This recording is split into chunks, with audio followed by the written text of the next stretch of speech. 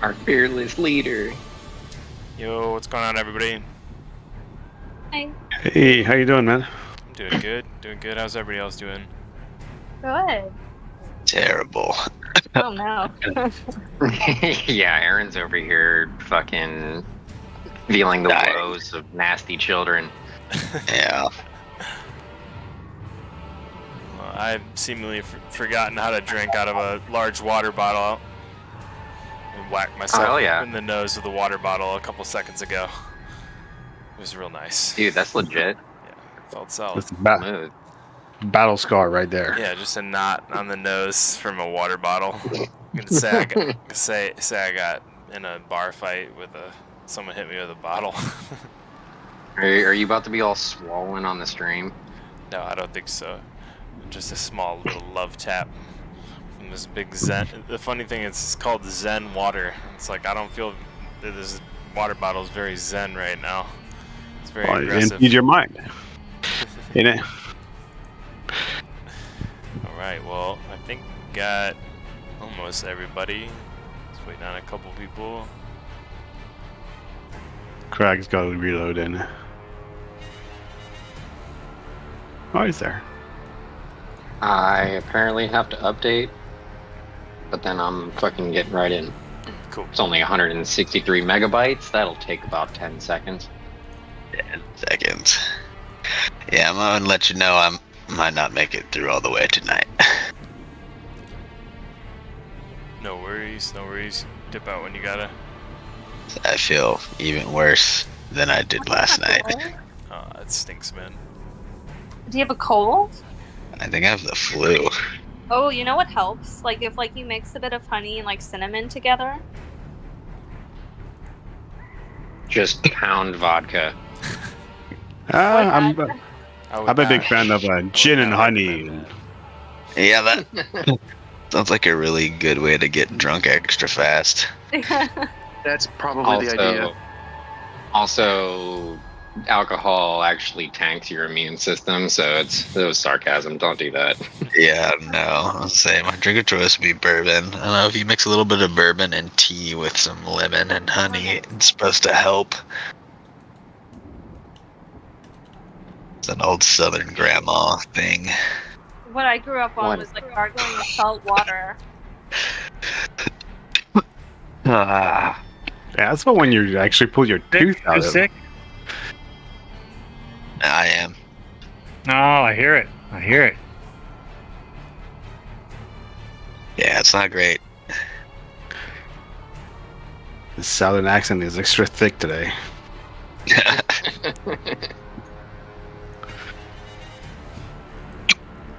That is what tends to happen when I get sick.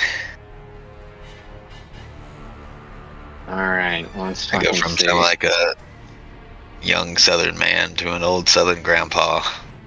He's Yeah, always- there's some kind of lesson to be imparted.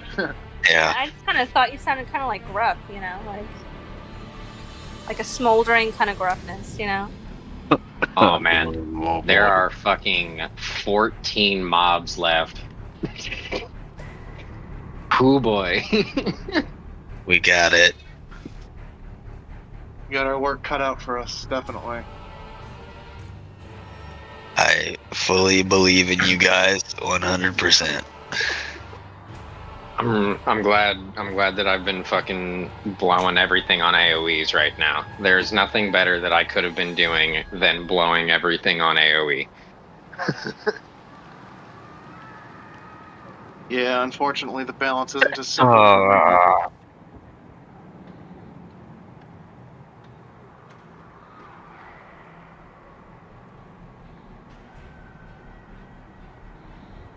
See if I can't sneak a fucking toke real quick.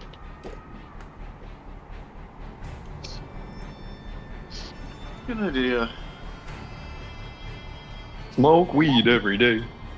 I don't even have a beer like I usually do. I'm gonna get through these berserkers and druids and the last twig blight there to get back around to Tarak while they're doing their thing. And it looks like Wraith is like just 2 turns back or 2 rounds back. 2 turns back. So I think he's got some time to get in here. I sent him a message. Poor Wraith, dude. He's so far back there. The heavy arsenal is fucking trudging up to the fucking fight. He just told me he lost track of time. I was like, no worries, you've got plenty of time. Yeah. We know exactly what you're doing for 2 rounds, dude. Yep. Honestly, I'm pretty sure he was the last PC to kill anything in combat, so...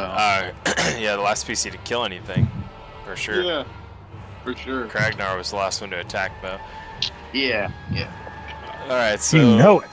Looks like Berserker 3 turns on Twig Blight 7 over there on the far side of the Gulthias tree, and he swings with his great axe.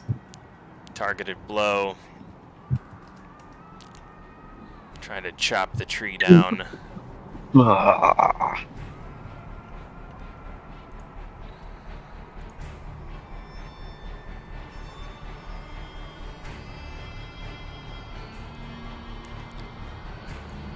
And you're gonna see that tree sort of fall like so much timber, and as it hits the ground, falls with a deafening thud. Thud.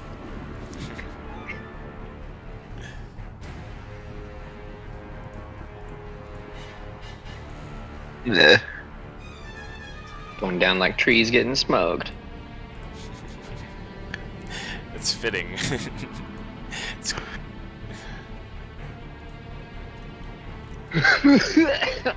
Sorry. Coincidental reference. Never heard a tree fall like that. that was the sound of Twig Blight 7 meeting its demise from Berserker 3. And Pulling Corvus's arms. If a tree coughs in the woods, does anybody hear it? all right, Only if Bob Ross is there to paint it. going for broke, you're gonna hear Berserker Fork cry out into the air, and right after his battle cry, he is going to swing with his great axe.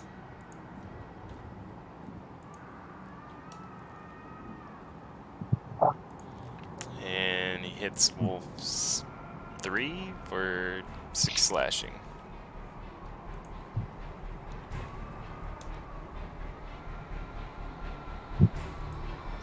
Got it.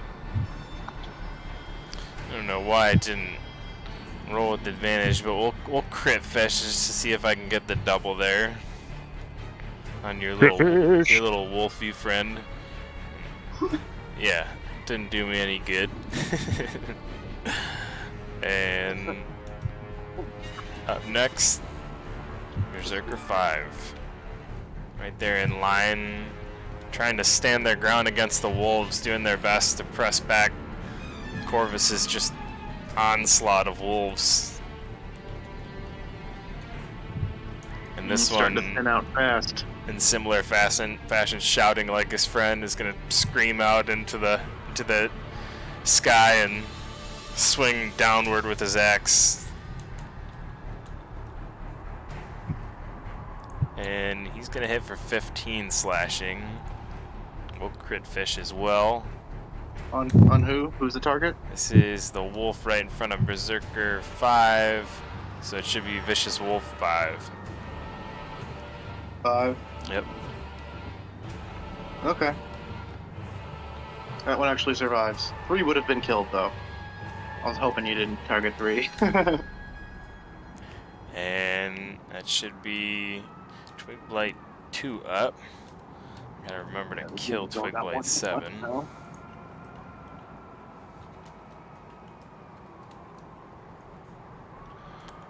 All along the Golthias tree. That's a remix. Jimi Hendrix is great. All along the Watchtower.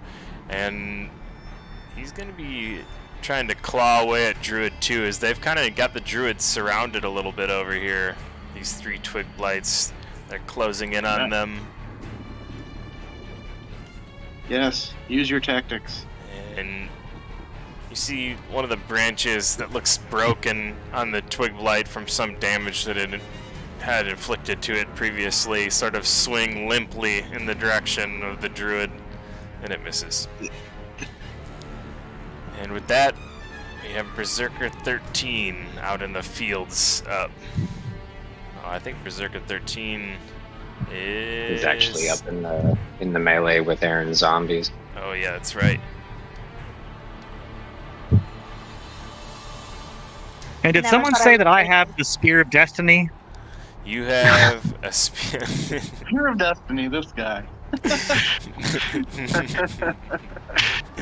Yeah, no Or one, the- no one at any anything about point it. said you have the Natural. Spear of Destiny, but if they did, I'd commend them for that reference. The Spear of Amon Ra, or the Spear of You have Blood the- Staff You have, Spear. you have the spear that was pulled out of the Strahd statue that was made by these weird Yesterhill druids. And so far, that's really all you guys know about it. And you do know that a guy named Kavan, you know, was talking to Imelda and Okay. basically told her Okay. to go find my spear. Okay, alright. So it's Now his we have to spear. Name it. It Now is we a have to name it spear. Longinus. So you can Longinus. call it Kavan's spear for right now. How about that? No, The Longinus. quest spear. Destiny, Spear of Destiny is better, but All okay. right, all right. Spear of Destiny it is. Kavan's It's the Spear of Des- Bad Dudes. Destiny Use the Spear. Latin phrase. Come on. You guys, isn't there a lawyer in here? Come on. Kavan is He's currently Spiritus. negotiating the name of the spear. Yeah, we want Spear of Destiny. And he just successfully negotiated it. yeah, You didn't all want life's negotiations. That's right. Ah, okay, all right. Okay, continue on. Sorry, I was just curious what weaponry I had. Sorry, we had to get our spear jokes out. Yeah, you do have the Spear of Destiny, of Kavan's destiny. I'll throw my mix on it. And Berserker 13 out here in front of Aaron's zombies is going to try and do some damage to these fellows. They're going for broke. You hear the Berserkers, they're like, you know, maybe vibing off of each other a little bit. They start to kind of beat their chests, start to cry out to the night air. And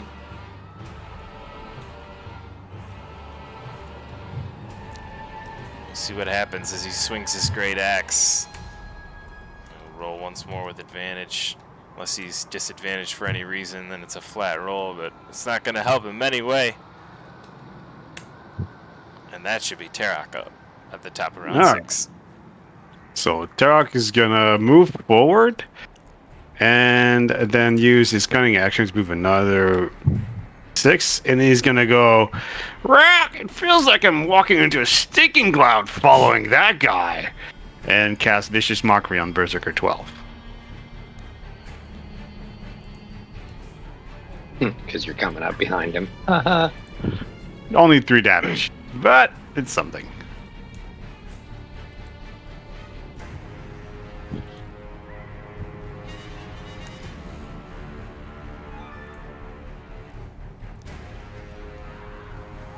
My Vicious Mockery was very vicious.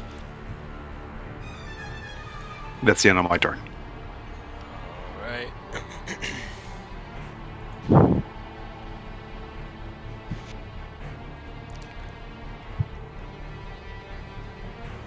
the druid here, let's see, where is my stat block for him? There it is.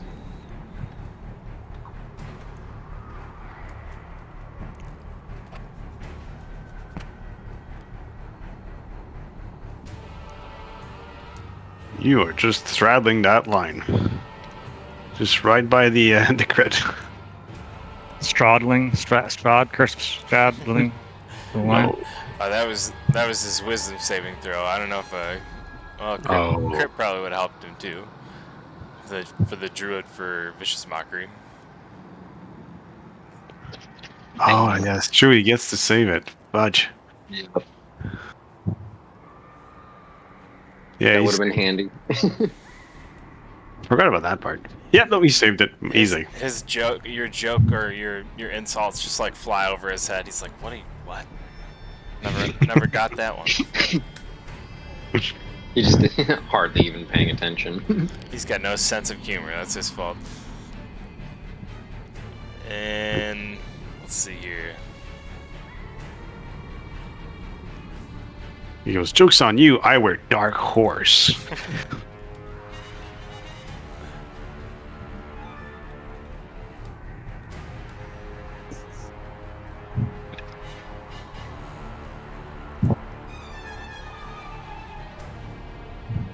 Father Albright is going to kind of run up in between Wraith and run into Corvus's totem area, and just behind Berserker 10, he's going to call out to the fellow Berserkers who seem to be emboldening with their every attack.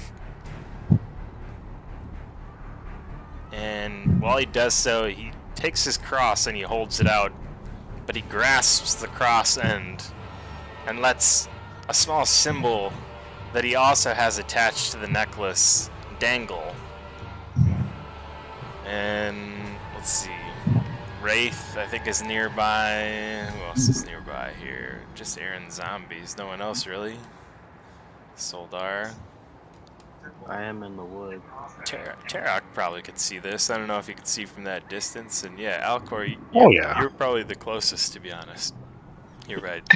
That's present. But it's a small turtle, and it looks ceramic, but it glints, even in the small amount of light that there is in this dismal hill. As he holds it up, he says, "Maturin, protect my friends." And he touches the turtle to the back of the Berserker 10 standing just in front of him. And let's see what Father Albright can do here.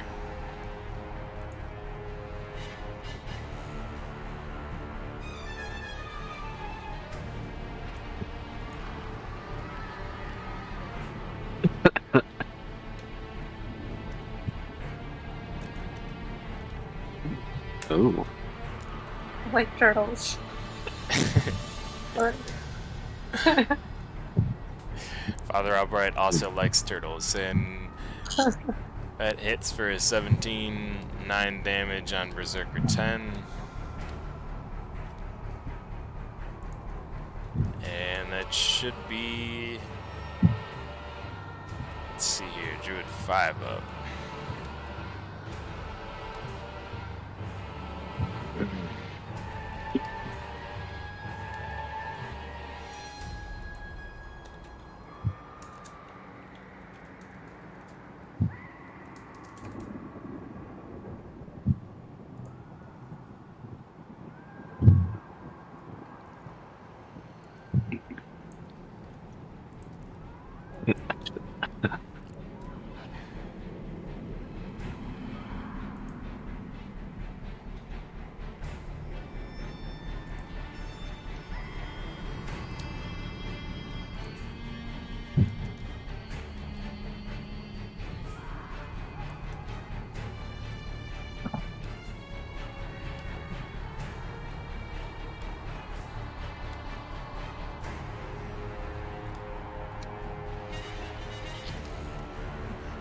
Druid 5 is going to produce a small ball of flame in her hand and hurl it at Corvus's back. That was very unkind. Unfortunately, it flies just over his shoulder. Or fortunately for Corvus, unfortunately for the druid. And it's Twig Blight 3 up around the tree.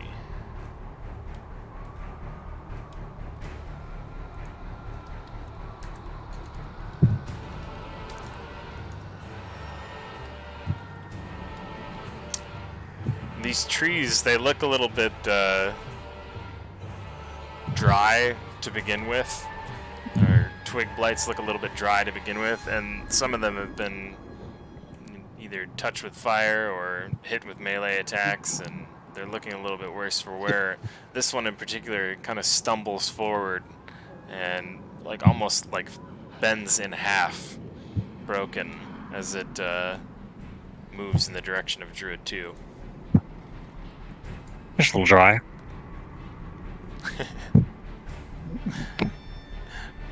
Again, the Chevy Chase started early. It's just a little dry. That's a great movie. Wintersplinter is up. That's a, Save the neck for me, Clark.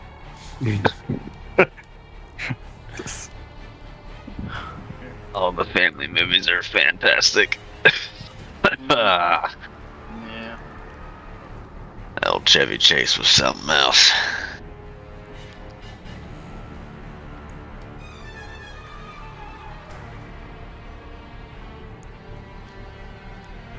Alright, with both of you still entangled with the roots of this massive tree that has seemingly come alive and has some sort of destructive properties about it. I think you're both on the ground at this point. I know Kragnar fell to the ground, was gotten up, but I think you're still holding on, if I'm not mistaken, Aaron, but correct me if I'm wrong. Sort of. No, I just buried Kragnar in the ground. I 3D'd him way into the earth. Oh, I found him. Whoops. I believe that was actually the other way around, if I remember correctly. Ragnar was holding on to the front of his face and beating its mouth.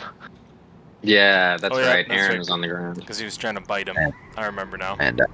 And I am on the ground, but still tethered with the roots. Alright, in that case, You guys are tangled up, attached to this thing pretty well. Still, that being said, this is probably not going to feel very good for Aaron as this thing begins to run forward. Oh no.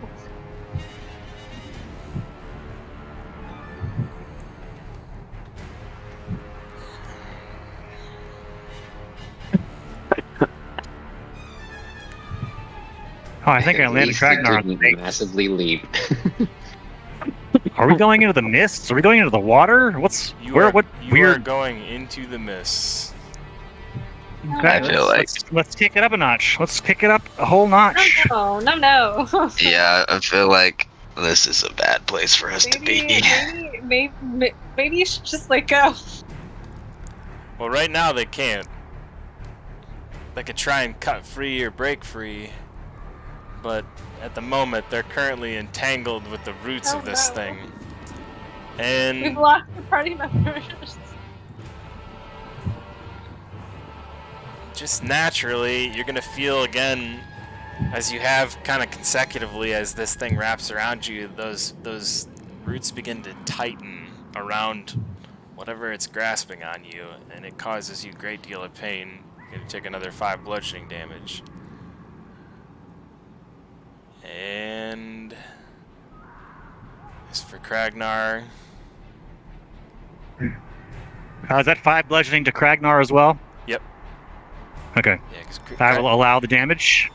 and you like disregarded that this thing has this thing wrapped around your stomach last turn and chose to just beat its face in, which may have served you well. But at the moment, it still has you pretty well grappled, and it's still trying to bite you, and it tries again to shove you into its mouth greedily. Jam. I'll jam that attempt. I wish you luck with your successful jam. I hope you have a peanut butter and jam sandwich waiting for you after this roll. I don't know what that is, but it's not good.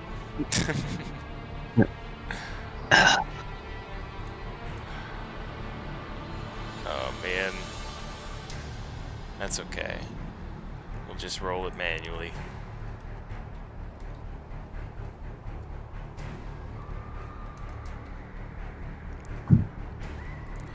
Alright. That, I believe, is going to miss Kragnar as it tries to shove you into its mouth again. You see those clumsy wooden teeth trying to chomp down on you, but it's slow, and you're able to, defend yourself well enough to not get eaten. All right. All right.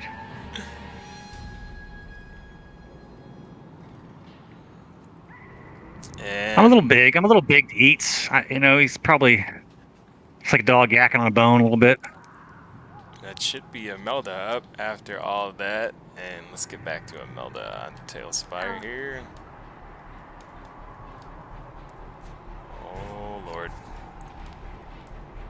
We need to meet sometime to go over how I can use. I got you covered. I'm usually available like 5 p.m. Monday through Friday. After work, 5 p.m. What- Central Standard Time. What time is it there currently? Just wondering what the time difference. 8 o'clock. Okay. I'm a little bit ahead of you. Well, whatever time works for you, and I'm Okay. almost always free on the weekends. So if Okay, that works okay. better, you just hit me up on a weekend. Yeah. Yeah, that's no fun. Graphical settings are definitely the problem. It was the problem for me too, and having it fixed is a lovely, lovely thing. Oh yeah, for sure. This Sure. is Imelda right here, and she is currently staring down what looks like a berserker, a few druids, a twig blight that's on fire, and Corvus just to her right, about, let's say, he's about 40 feet away. The druids in front of her about 25 feet away. Okay. Are there any druids that are in front of her that are like casting spells or Yeah. doing a challenge like before? Yeah, Druid 5 just like put a fireball in his hand and chucked it Oh. at our friend Corvus over there. It missed. I am Went into a tree. going to. Okay. Then I'm gonna try and hit it with a guiding bolt. Ooh, a guiding bolt. I get 3 uses of it, which is nice.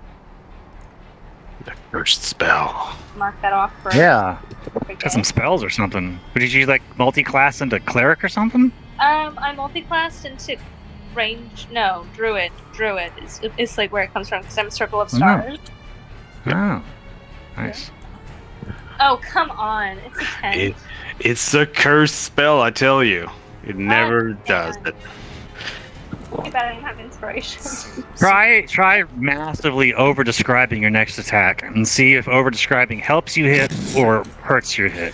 I guess There's I two do types that. of people. My turn. Oh. Wait, oh, no, it didn't hit. It didn't hit Corvus. Never mind. I guess that's my turn. Alright, that should be Alcor up in the trees in the fold. Alright, Alcor will, he will shoot his, magic missile at Druid 6. All 3 bolts.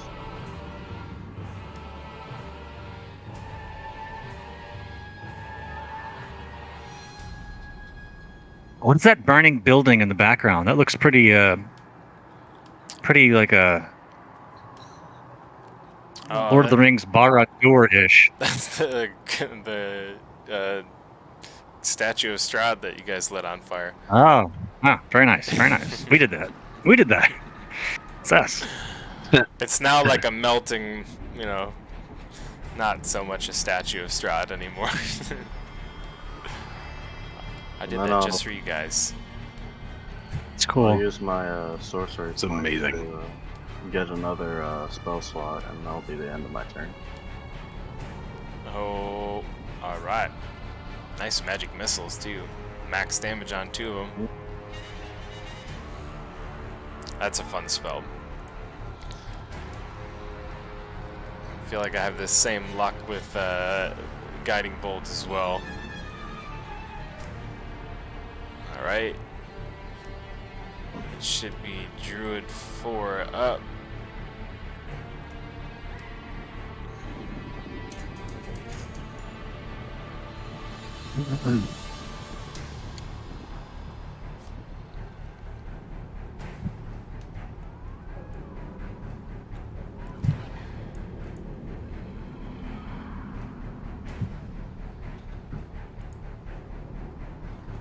Yeah, I know the guiding bolt struggles.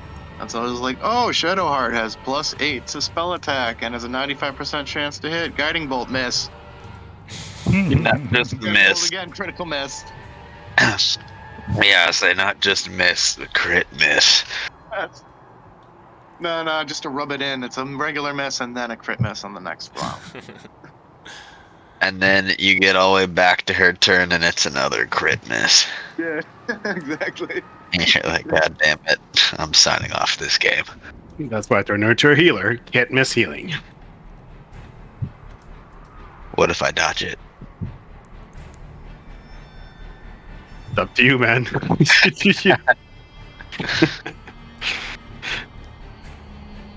Druid 4 over here lobs another one of these small little flame-like snowballs in the direction of our twig blight friend.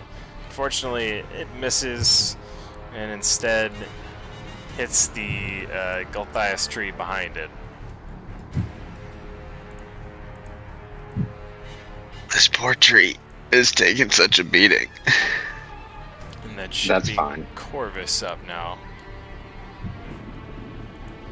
Alright, I notice on the line over here with the wolves, Berserker 6 and 7 appear to be down. 4 and 5 are still up. Out of the two, which one appears most wounded to the wolves? Because they're, predators. They want to go after the ones who's most bloodied. Whichever one looks bloodiest. I think Berserker 4 or 5, like all the ones in the front line at this point, are like leaking pretty badly. And Are 6 and 7 down, or are they dead? they're dead. Okay, okay. Yes, 6 and 7 are both dead. Gotcha. At least I'm almost positive they're both dead, but let me just make sure. Yeah. Berserker 6 looks like it might be healthy. Maybe it just didn't get removed. I'm pretty sure they're both dead. I don't think they got knocked Okay. down by the wolves or knocked down by anything else. Yeah, me neither. Yeah, thank you. No, I've been avoiding doing the wolf prone thing because, dude, it just turns 16 rolls into 32 rolls really fast. Thank you Yeah. for reminding me of that so I can get him out of there. And in that case, yeah, it should just be those two. And like I said, they're looking worse for wear. The wolves can smell the blood and they can see the blood. Okay. They are going to pile onto Berserker 5.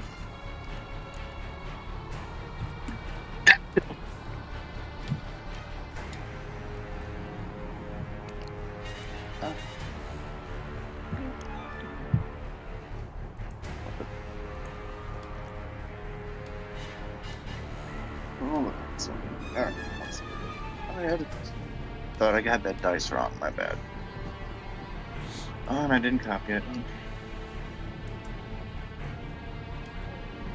Alright, first. Oh, that got fished for the crit, and I got it. Wow. Alright.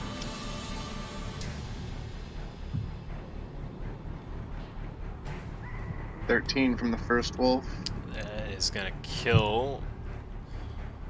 Awesome. So I get to explain this, describe this, right? Oh yeah. Nice. So the wolf crouches down and then jumps up in a pouncing position, kind of almost like a cat, and catches the barbarian right on the throat with its jaws. And the barbarian just goes down, and the wolf falls on top of him as he rips his throat out. Death by evisceration. Yes. Well done, And wolf. the other two wolves will pile onto Berserker 4.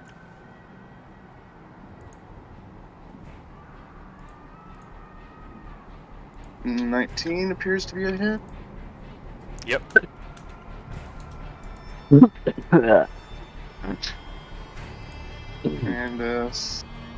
21's a hit. Yep.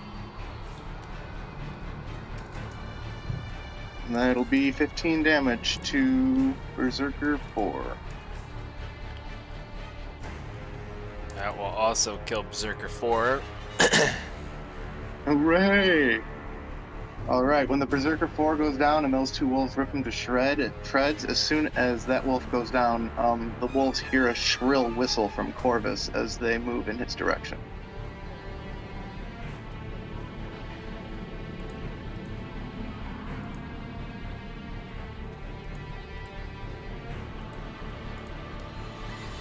And, oh, no, Corvus has to attack, sorry. Almost done. Now that the wolves have surrounded the Berserker, Corvus is attacking, he now gets advantage. And the Berserker suddenly hears snarling around him from all sides, and Corvus kind of grins as he flourishes his scimitars and attacks. Fuck yeah, I love druids. Alright, Yeah. 16's gonna hit still. 16 is gonna hit.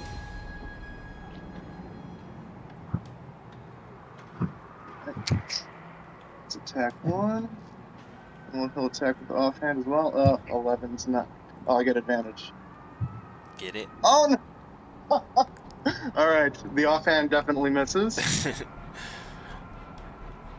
And that'll be my turn. Trying to one-up the wolves, and you fall just a slight bit short. But you land an attack all the same, doing 9 damage to Berserker 2 there.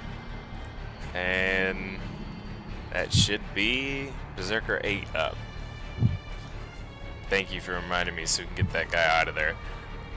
Berserker. It's helpful in these big battles. Yeah, it gets a little crazy. Hell yeah. Berserker 8 is in the trees with Alcor, still mixing it up with our friend Alcor. He's going to swing that mighty great axe in his direction, but not before letting out a horrific battle cry. Ooh. I like it. I like it. And it does him no good, as this blow is clumsy and angry. Overflourished. And overdescribed. And overdescribed. Yeah. Could I be able to reposit? Oh, absolutely. I will do that. Oh, I love it. Riposte, one of my favorite Battlemaster abilities. Alright, that's gonna hit, and that's 10 damage. 15 damage. Nice. Oh, yep, forgot about that D8. Ooh. Very nice, very nice. Alright, and let's see here.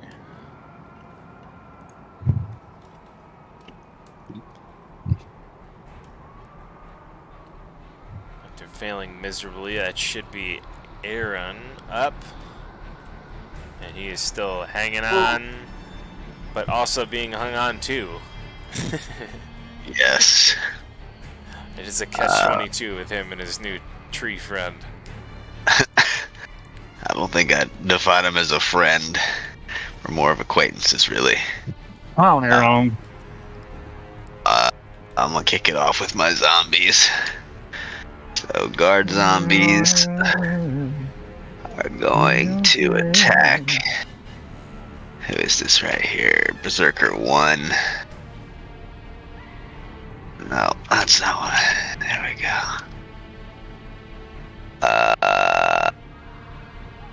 24 to hit for one. 23 for the other. So I'll just type it out. R2D8 plus 6.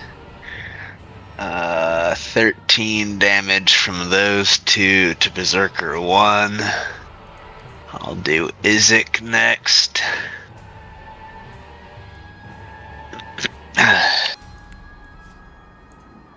$18 and another 18. Uh-oh. Weird.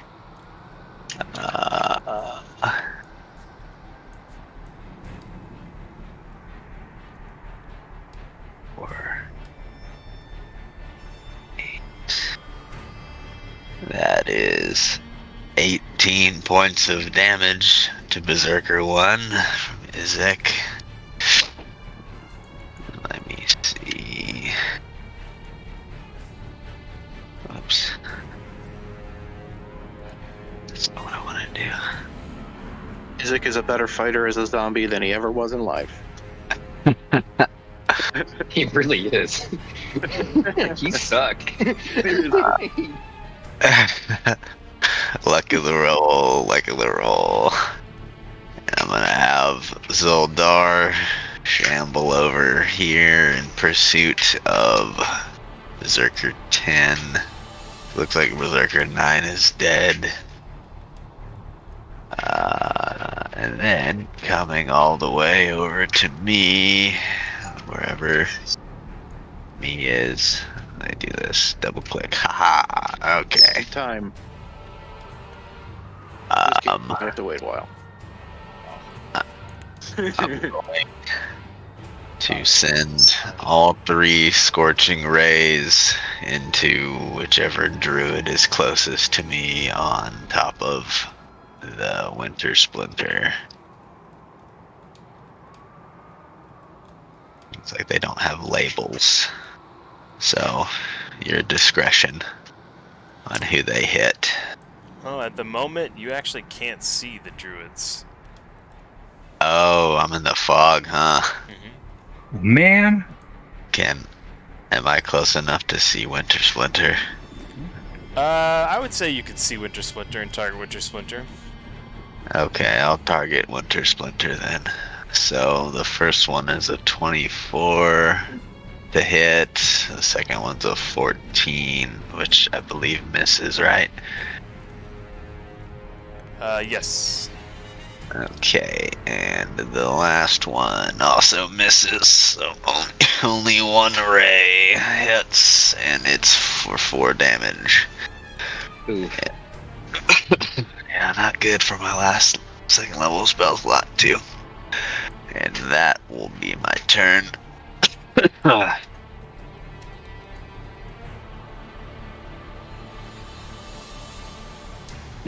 This is getting dire.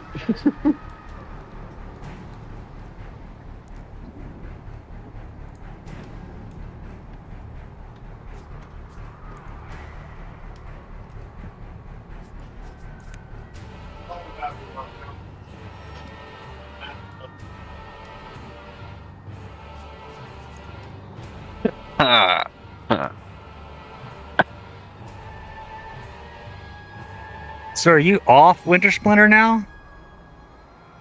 I'm off of him, but he's still got me grappled, so I'm tethered to him. It's just dragging you, sort of. Yeah, he's dragging me Yeah, along. he's more or less, an aluminum can on the back of a just married car. Yeah, That's an excellent description. yeah. I was thinking in my head like he's like, like a toy in the hand of a little kid that they're just kind of dragging on the ground.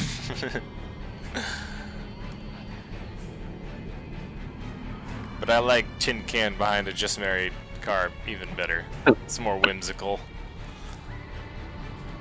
Alright, let's see And here. describing the grating effect of getting drug across the ground. Fearing his imminent death. This guy lets out a battle cry, but it sounds like more like a cry of fear than anything. And hopefully that resonates in his attack as well. It doesn't, unfortunately, as he swipes out at Corvus for 8 slashing damage. And surrounded. Nah, I missed. What's that? Nah, it misses. Oh, okay, my bad. Barely. I don't blame you for not knowing. No, you were up above 18.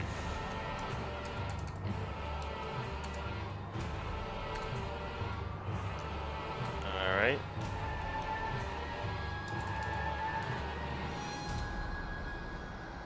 And that should be Berserker 11 up. There's a lot of Berserkers left. Berserker Yes, there 11.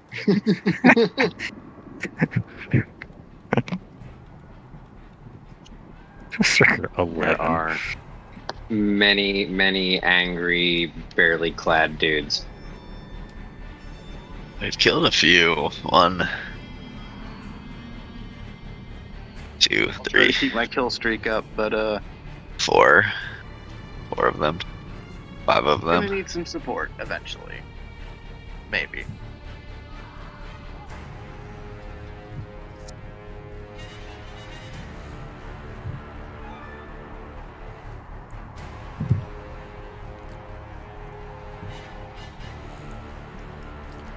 Berserker 11 is just gonna sprint forward towards the circle.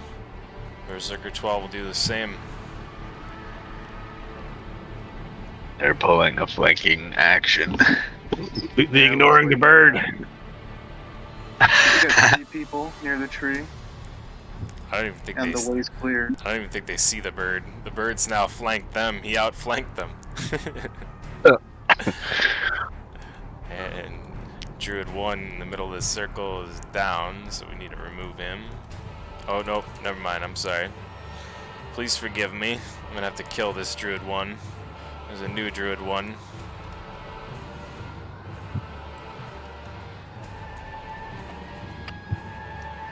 And that should be Artemine up. Artemine is going to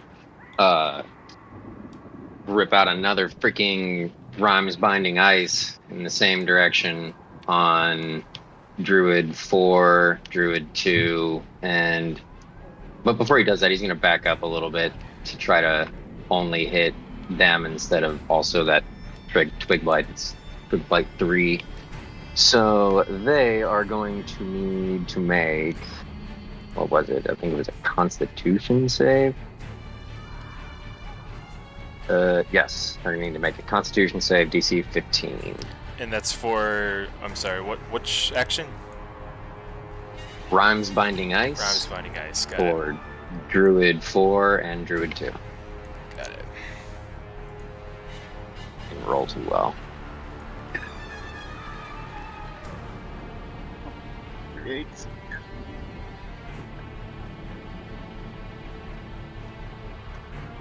I think that's gonna hit But the I've done that. Twig Blights too, though. So they're gonna have to make con saves as well. Pretty sure they all have the same.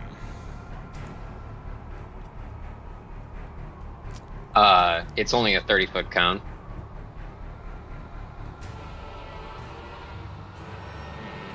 So, coming from me, 6 tiles just barely touches his thing. Yeah, I don't even know if 6 tiles would hit, actually.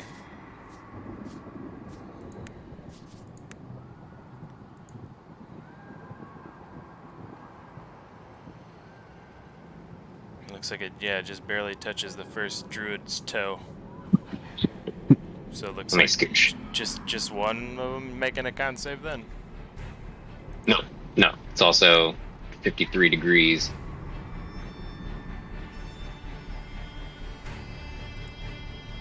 It looks like it says a 30-foot cone. It should be. It Yeah, comes. I that's looked what- up the trigonometry on it. It comes out to about 53 degrees. So that's looking like it's hitting everybody. Am I right, or? Well, sure. Why not? I don't care at this point. Just put, and if anything, it might help that flaming dude if he's still alive. Your visual gives you a pretty clear view of whether it does or doesn't, so I'll just let that be the judge and say that it hits all of them, because it shows that it's hitting all of them there, but Yeah, do it. according to the 53-degree law, looked up. And being that that's 5, I'm just going to roll 1 for all of them, and they all fail. Oh, hell yeah. Alright, well, everything takes 8 damage. And then I'm gonna do a fucking cartwheel over this dude's smoldering body. And finish off the rest of my movement to come on over here.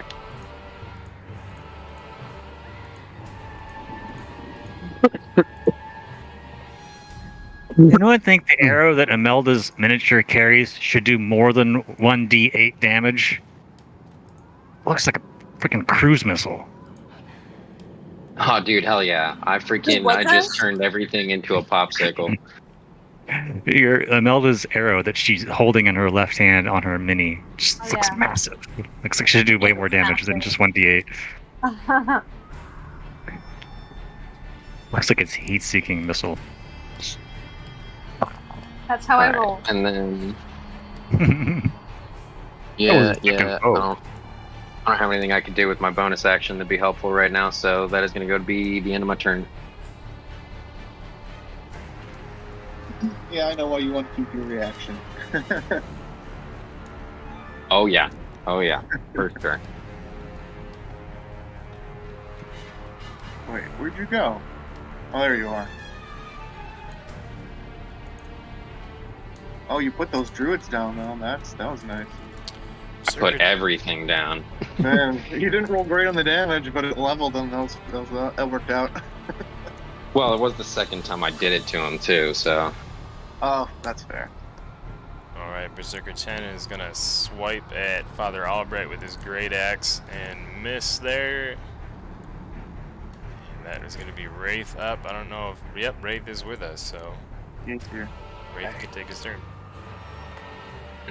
and he's close enough to fucking do some damage. Get it, I'm gonna Wraith. walk up and Smash him. strike Berserker 10 with my greatsword, the crystal greatsword.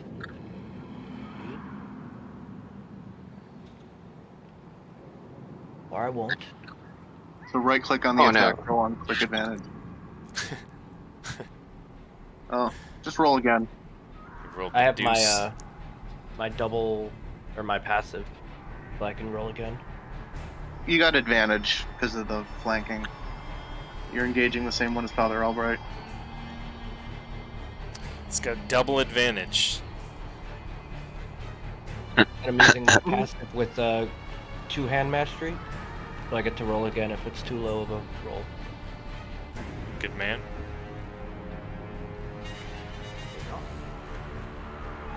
16 on the first one. Nice. This one's crazy. Yeah, you fucking hit. Yeah, Hell you hit yeah. with both of them, it looks like.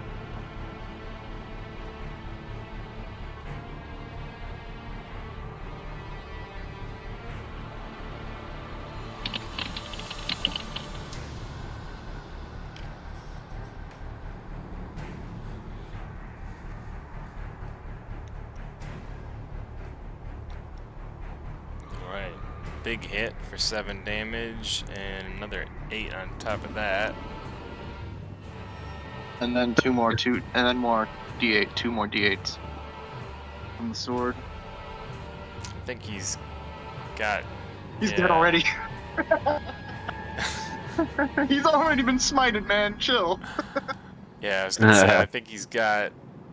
Yeah, I think he's got enough damage on him now. I don't know if you're expending anything over there at this point, but let's see. No, but those were just from the sword, though. Those are automatic D8s. It basically adds 1 smite to your attack every time without costing a spell slot if you hit. Nice, nice, nice. So feel free to hit the other one then. I think he's still got an attack. His other action.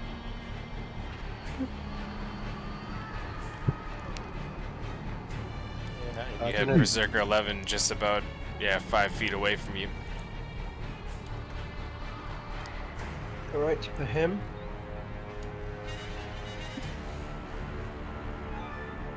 I'll approach him. 2 attacks with advantage, baby. Woo! Smash him. And I'll strike him again with my greatsword. I haven't hit him before. Now it's again. They all look alike to me. There you go. The advantage. Nice.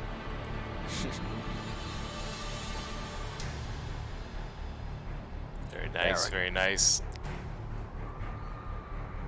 And Nice.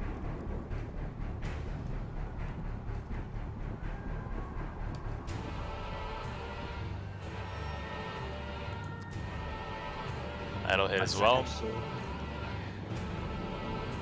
That's going to hurt. Ow.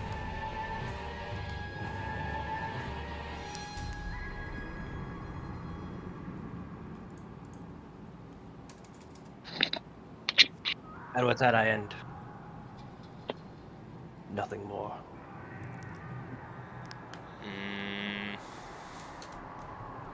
I think you missed 1d8 still. It looks like.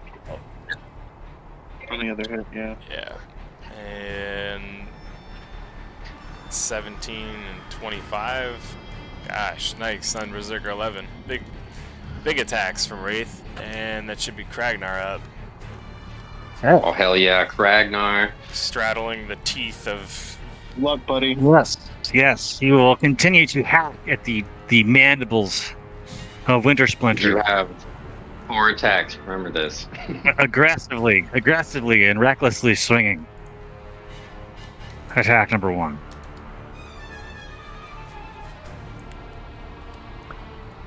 That's 21 to hit for 21 damage. And that will hit. Continuing his onslaught, he yells, "Asshole!" and strikes again. And 19. 19 hit, That will because if also so, hit. it's 30. Max of 30 damage on strike 2. Yep. Okay. That will also hit. Excellent. Excellent. Swing a third time.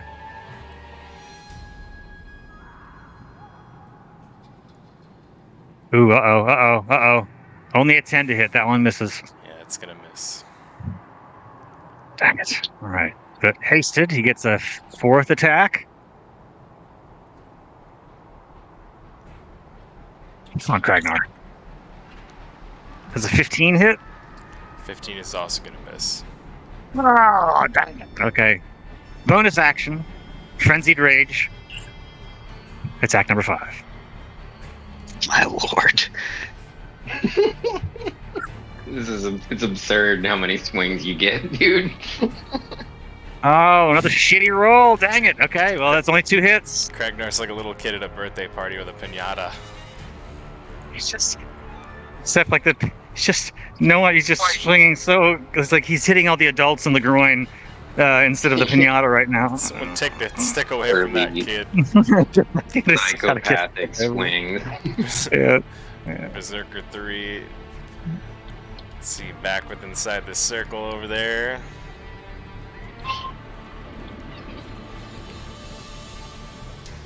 They might be dead. A lot of dead berserkers over here now. Or mixed up, yeah, still mixed up with the druid.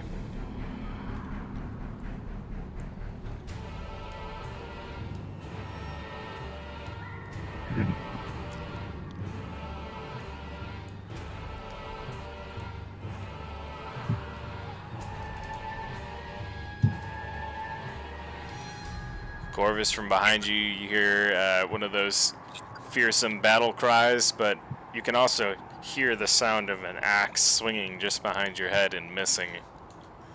And Oh my, a crit miss. Druid 2, just around the tree, is also dead. I gotta remove Druid 2 and Druid 4.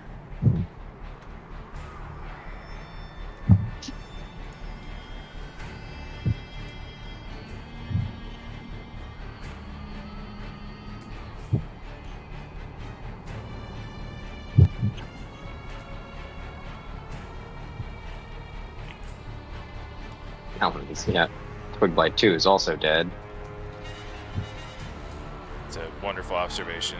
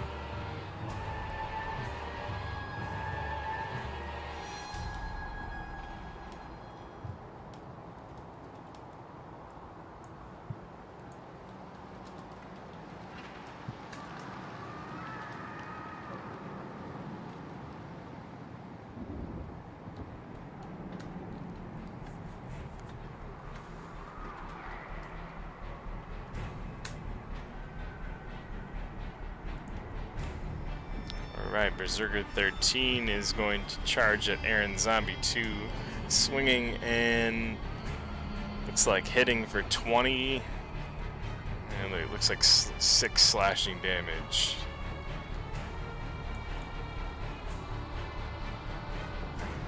And it should be Tarak up. Alright, I guess I'm gonna keep running after these guys. Well, really can't get me quite close enough. Vicious Mockery, so he has to do a wisdom save.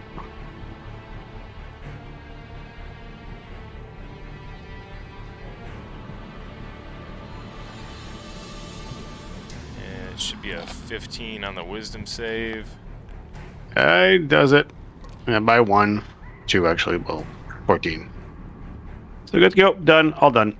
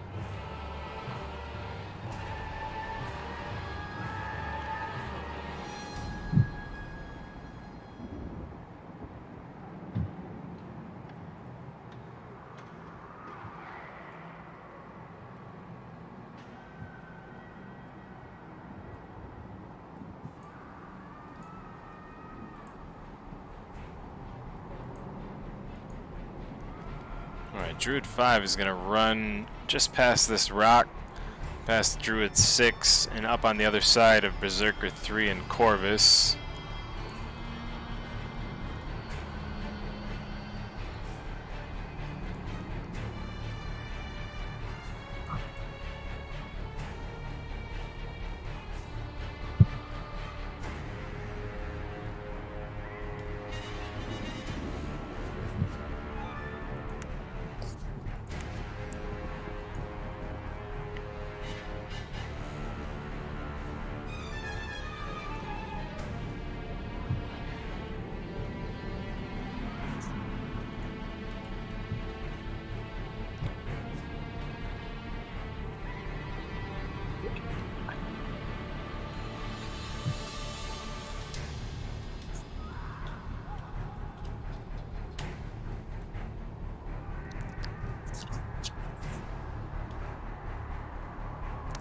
And he's going to cast Thunder Wave. Go ahead and roll your con save there, Corvus. Wolves 2. No, just you and the Berserker next to you. Roger that. And he fails the save and he gets flung forward 10 feet.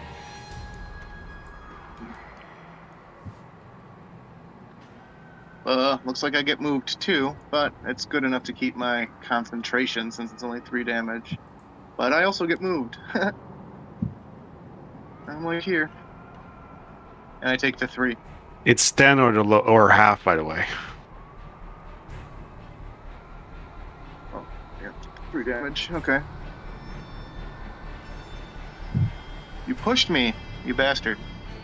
Corvus angrily glares at the druid who just thunderwaved him. He is very tired of thunderwave for today.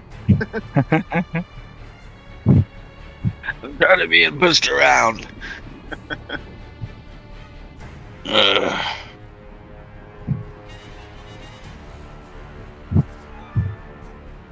Did we make any progress this last round? Did we take out anybody?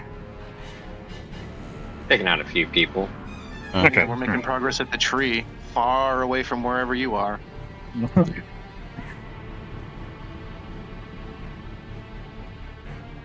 I just hope when we have to track you down, we're not, the trail doesn't turn all bloody.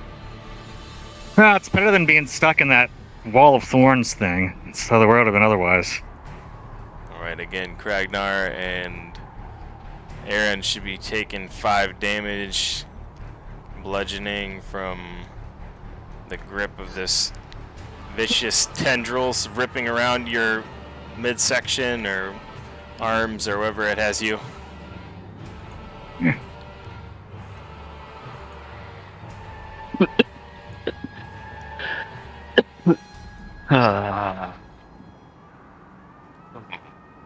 Man, are we about to entirely lose them into the mists? I think we are. So,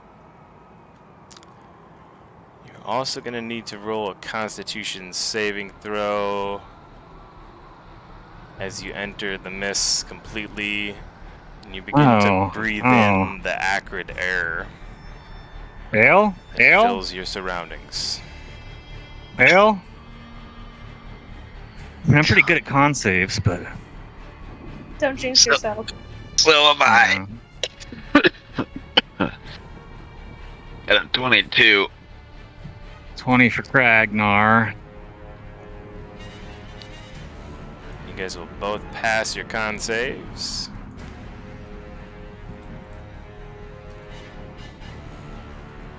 And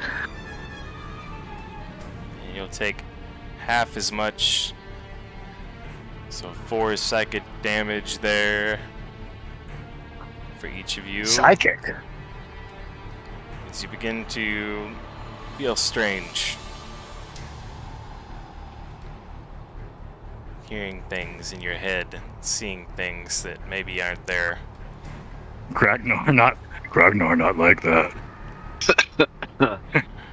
And let's see here. Wintersplinter now is going to produce 2 more grasping roots from his body.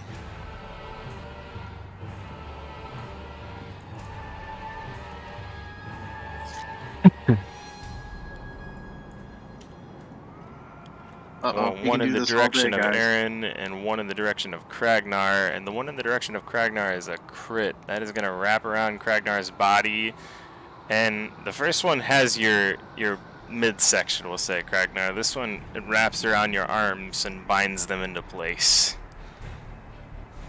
Oh, he's no longer. So you're saying he's no longer grappled, but restrained? That is correct. Oh, fuck. And as this occurs, he begins to start to try again to devour you, Kragnar. Oh no. And let's see if he can do that successfully. So he reaches into his mouth, and that is a 24 to hit. That hits. That's a successful strike. You get stuffed into the mouth of Wintersplinter, and he begins to chomp down on you, vicious fashion, and you feel those wooden teeth smashing down on arms, legs. It is painful. It is instantaneous, and let's roll some damage for you. Oh no. If he puts me in his mouth, does that mean he has to let go of the vines? He's biting the vines currently.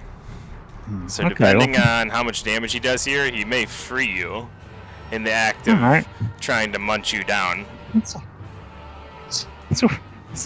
kind of a good news, bad news situation. And he does do 23 damage to you and to the vines. Piercing, I'm guessing? That is piercing damage. And in the process of doing this, he kind of moves you back to like his back molar. And it's very dark in here and wet and stinky, and you do not like it. All around you, it looks like underneath a rotten tree, and you can smell the stench of his breath that you're perhaps not the first meal that he's had that's living. Okay. Okay. All right. Sweet. Alright, and that should be... Let's see. Imelda up. Actually, I'm sorry, Hey. Imelda. Before you go, I think Druid 6 has to go. Apologize. We'll get to you in just 1 second here. Druid 6 is back over here by you.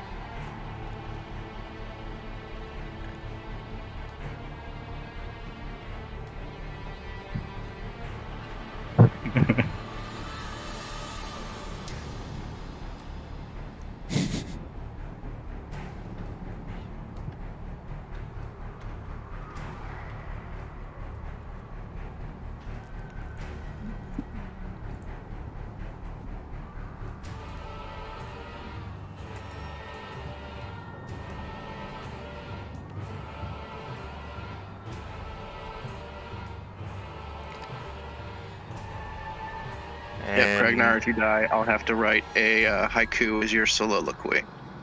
It's just, I just really do I'm on have it. to. I'm gonna die on the hill of. I can't think of a worse thing to swallow than Kragnar.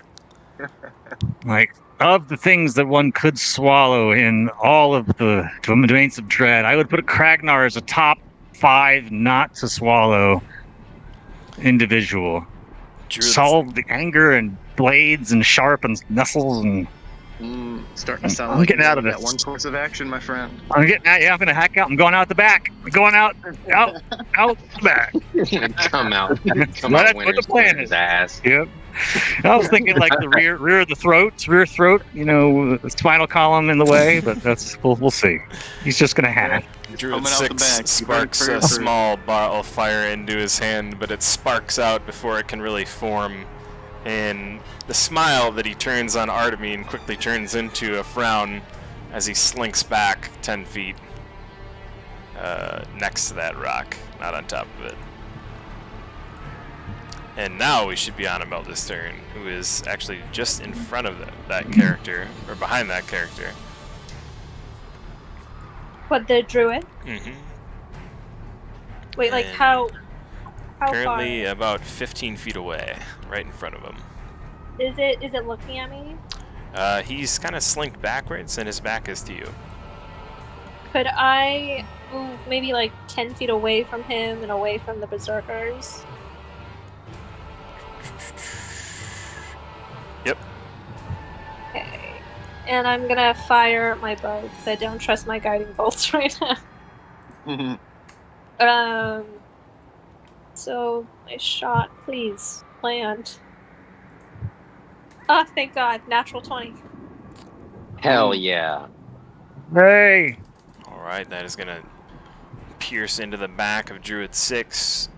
Okay, so 8 damage. Does that mean that the psychic damage is doubled, or does that just stay normal? Should be all of your damage total is doubled, so you can get the psychic Okay. damage in there and then we'll double it all. Yeah. Ooh, 7 psychic damage. Noise. And then as my bonus action, because I hit it, I'm gonna make my other attack. Use a ranged weapon. Just wondering if it Don't lets forget- me. You're missing a D8 there. Am I missing a D? Wait, where? Your We're just normal gonna double the damage. whole total. Oh, okay. Wait, sorry, I didn't hear. There's. He two was people saying talking. your damage was missing a D8, but no worries. You can just keep going with your roll. Oh, I can. I mean, I can click on the D8. You don't damage need again. to. We're gonna total Okay. at the end, so you could just keep going with your roll. I'm just wondering. It's been a week. For the archer, like, is there a dice that I roll, or is that just wondering if it only does damage? Okay, well that's 10. But do I have to make a attack roll? Hold on. It should be if it does damage for Starry Form, and you're rolling damage on top of it, so it's the D8 plus 4, and that's 10? And yeah. Yeah, Starry Archer form is. Yeah, you might probably Yeah. like to. Yeah. And to use that with your primary attack, yeah. Yeah, so I do, but it doesn't really give me a thing to roll. So like, do I just roll a 1d20 or? Oh, here it is. It's in your bonus actions. So basically, you want to call it Oh, I out see it before you now. I make see your it now. attack, but you made your attack, so you can use Starry Form with it. Okay. And 23. It's a bonus 23. action. we're just gonna take your damage. And guys, keep the chatter to a minimum when those questions are being asked. I'm not gonna ask multiple times to do this anymore. Just gonna start muting people when they do it. I appreciate your input. It's not being asked for, and it's just lending confusion to what's happening. Okay, so this starry form does hit. I rolled a 23. Yep. So should I roll the 1d8 The again, 23's or- got. You don't even need to roll that 23 though, Imelda. That's why I'm saying is there's confusion going on. You're good with this attack. Okay. We're gonna remove it from our way so it's not even on there. You have your damage from Starry Form up here with the 10. It gets doubled. And you have a total of 50 damage on that longbow attack. 50 damage. Jesus. Anybody 50 has any- damage. 16 from the original damage. It's awesome. 14 from the 2d4. And 10 from your Starry Form, doubled to 20. It's Kragnar damage right there. It's awesome. And I'd appreciate, guys, like I said, the input is... Well, actually, I'm going to say no, it's not appreciated. Please just keep your input to yourself. There's one person that needs to answer those questions, or else it becomes confusing, because 3 people start talking at once. So please keep your input to yourselves. That's the last time I'm going to ask. Everybody good with that? Can I get a hell yeah from the group? Hell yeah. Thank you. Yay. Hell yeah, brother. And Imelda, if that is the end of your turn, Yeah. you can move on to Alcor. Alcor will attack Berserker 8 with his 8.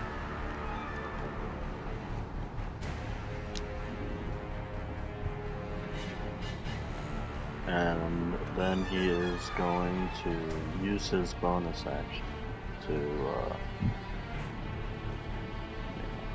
do Druid 5 and try to bulldoze him, or I guess shove him towards Druid 6.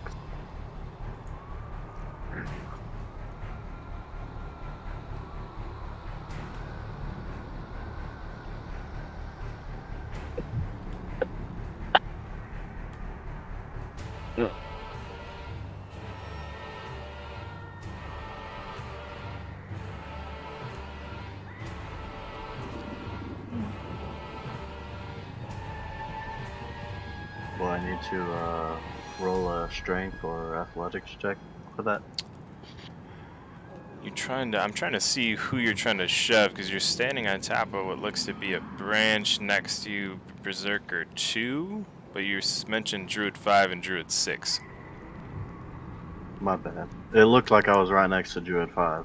I gotcha. Now I can see what you're talking about. So you're next to Druid 5, you're trying to shove him into Druid 6 or near Druid 6?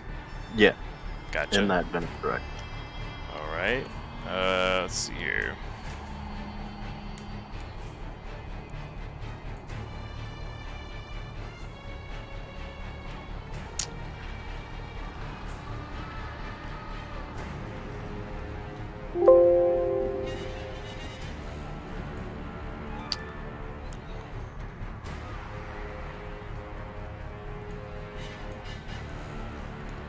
Alright, it is going to be a strength check from you. I need to find his strength as well. That's what I'm looking for. So go ahead and roll your strength while I'm looking for it.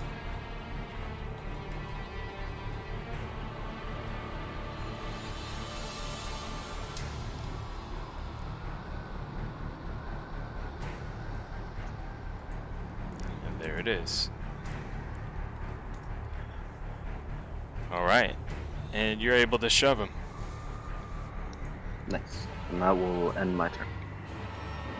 And are you just trying to knock him down, trying to push him down, or get him away from you? Both kinda, or Gotta be one or the other. yeah, it'll be away towards Druid 6. Cool.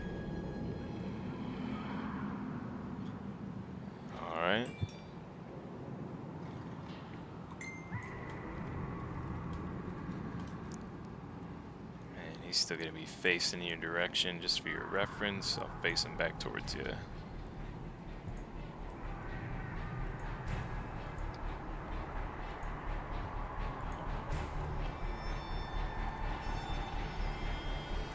And Corvus, that is you up, sir.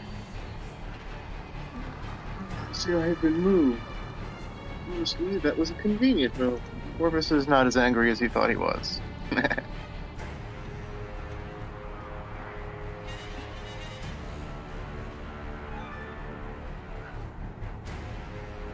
So we're gonna attack Berserker 3.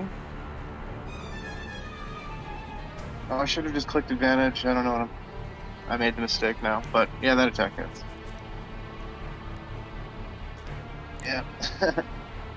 Alright.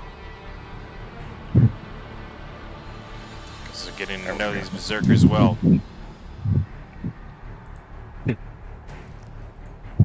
The offhand did more. Alright, Corvus's attacks. It failed you last Hit for time, 13. now it's doing the Against- most. Yeah, yeah, right. That was on Berserker 3. Wolf 5 will also attack Berserker 3. Berserker 3 is starting to gonna look miss. pretty rough from that wolf's perspective as well.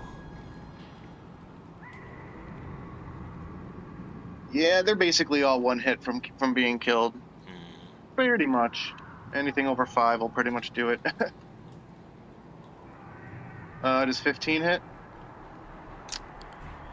Yes, it does. And just for Berserker? your Okay. reference, I was talking about the Berserker. He's looking rough, not the wolves. I don't know if that's who you're talking about, but Oh, okay. Sounded- I'm telling you the wolves are looking yeah, rough too, though. that's what I figured. I just wanted you to get that piece of information that the Berserker's, he looks like he's bleeding. Yeah, they're going for him. That's 8 on that one, and then the last wolf will also attack him, unless the 8 kills him. Okay. But he misses. 11.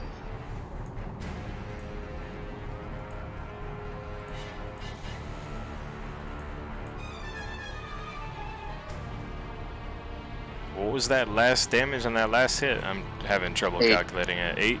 Got it. Yep.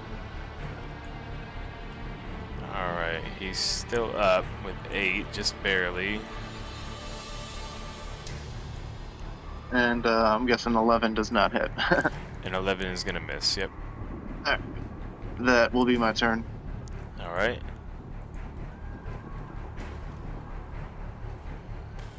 Did Corvus attack? Yep. Got Yeah, it. he did more damage than the wolves this Oh, time. that's right. He had the a nice offhanded attack. I forgot. Hey, is that Wolf 6 that's near the Berserkers? Is that still alive or is that dead? It's dead. Okay. I was just wondering. All right, carry on. I'll move him. Oh yeah, you do a little death animation. And there should be Berserker 8 up, who is currently mixed up with everybody else.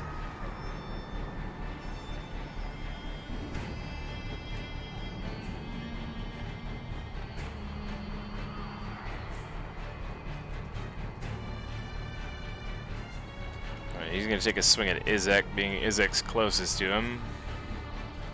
Yeah. Sound like Macho Man Randy Savage there, Michael. Definitely need to take that honey and lemon advice. And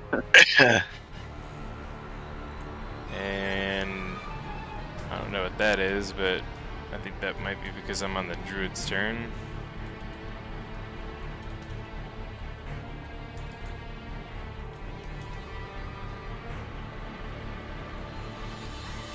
And that misses Izek pretty hard.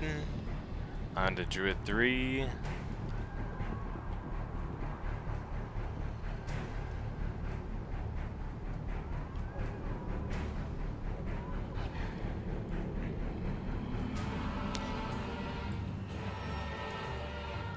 Gonna come up, split the gap between the two berserkers, and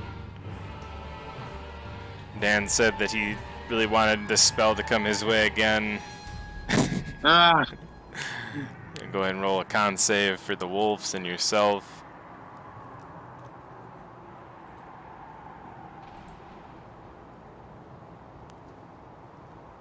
oh, all the wolves are hit. I don't know if all the wolves that are standing near you are not hit. It's got to be 4, 5, and yourself. Okay, that obliterates those wolves. Yeah, 8 damage, and Yep, they're dead. might be 4, but if 4 kills them, then yeah. Either way, they're gonna get it. 4 killed one of them actually, but not the other. Okay, I'll do the Con save. Yep, thank you. 15. Oh wow. Ah, one of them survived Yep, save. with 3 HP. Yep. That's This one why. is dead. Yep, this one. Alrighty. And, Oh, and I take 4.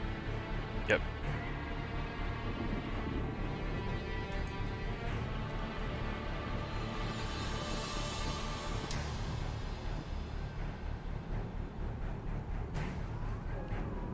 Alright, and that should be Aaron up.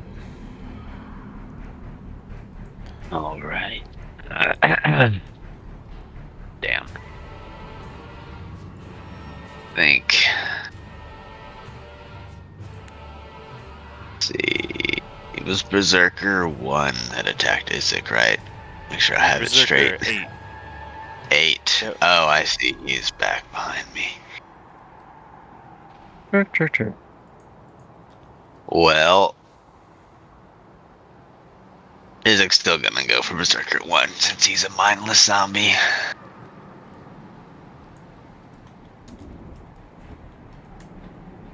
So let's see. That is 6. That ain't gonna cut it.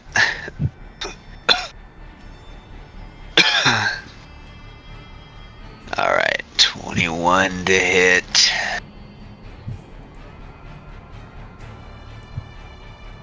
That is definitely gonna hit.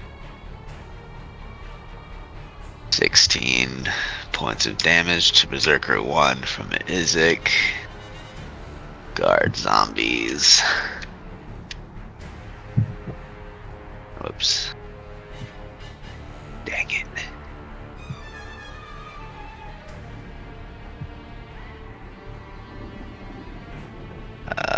17 from one. 13 from the other. It's a 17 hit. Yep. Okay. It's another 11 from Guard Zombie 2 to Berserker 1. Zildar's gonna get in here.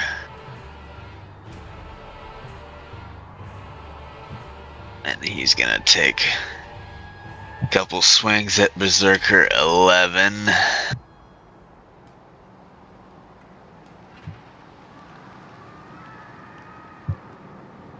Seven ain't gonna do it. 18. And that will be 6 points of zombies. 6 points of damage to Berserker 11. And we'll move over to Aaron. These guys are fucking meaty, man. Oh, I keep doing that.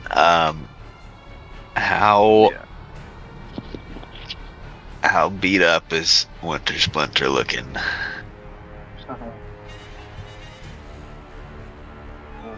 Not in the slightest. Not in the slightest. All right. Oh my god. What? Fucking Jesus Christ. Well, with that, I'm gonna grab my amulet and dimension door 15 feet backwards.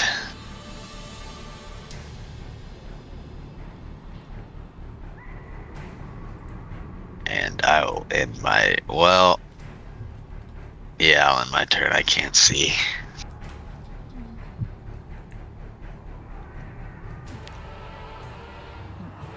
And that. Everything. Oh.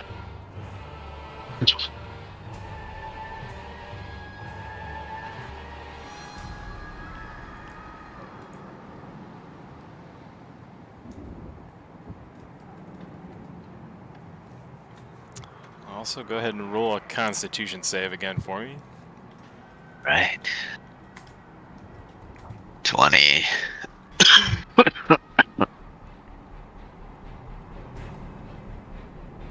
And you take 2 psychic damage. Alrighty. And if that is the end of your turn, it should be Berserker 2 up.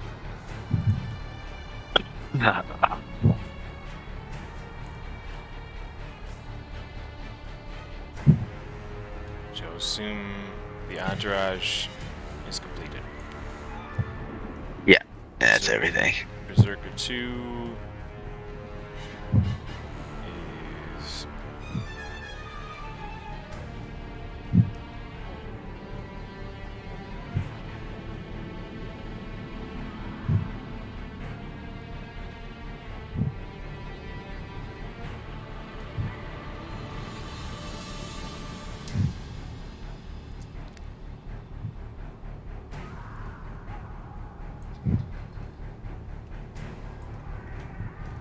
not having a lot of luck with these wolves,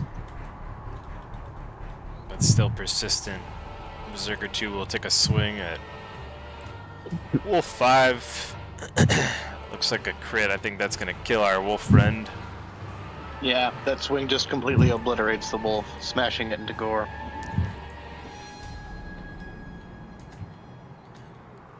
And Berserker 11 mixed up with Father Albright and Zoldar.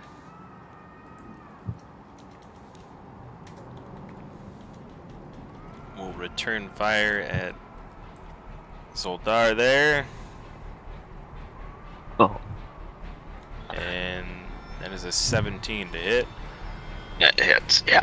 14 slashing damage to Zoldar. Oh boy. And Berserker 12.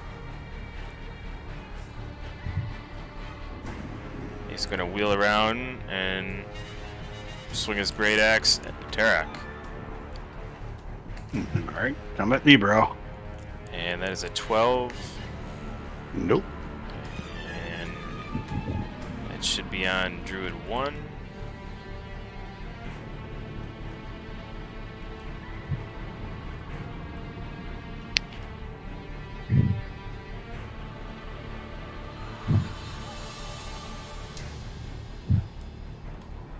And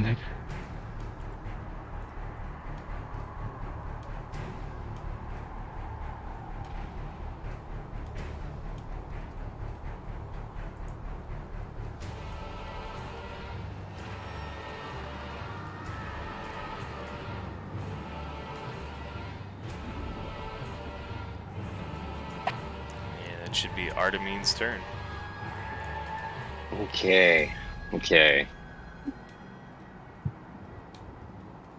So these 3 are all clumped up, right? These 3 being The 2 berserkers and the druid up in the mix with Corvus. Berserker 3, Berserker 2, and Druid 5. Yep, they are clumped up. Alright. Since they're clumped, I'm gonna wheel around. Gotta aim this so that I don't hit anybody but the enemies.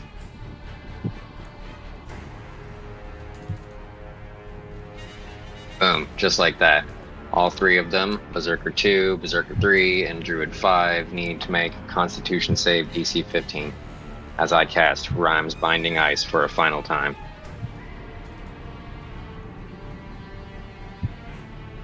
You see an axe just swing just past you, missing you.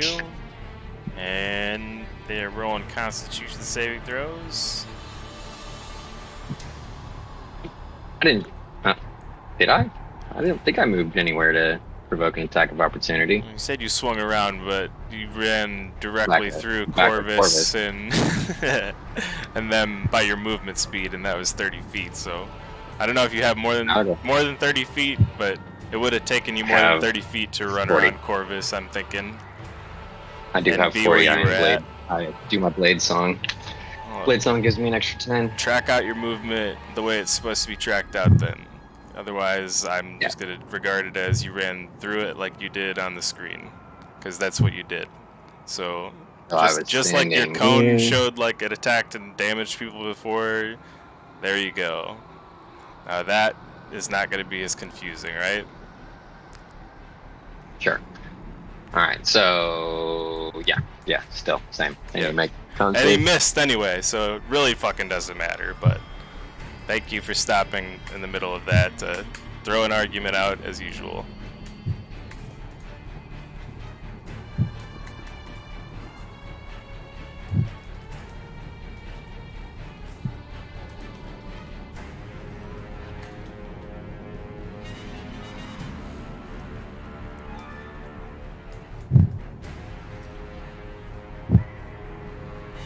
And they all fail. Alright. So they all take 13 points of freezing damage, cold damage, and they are locked in place. Movement 0.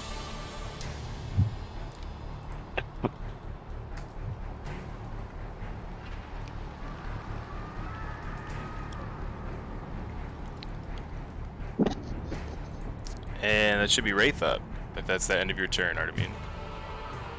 Yes, that is. Thank the Lord. Wraith, you're up. Alright.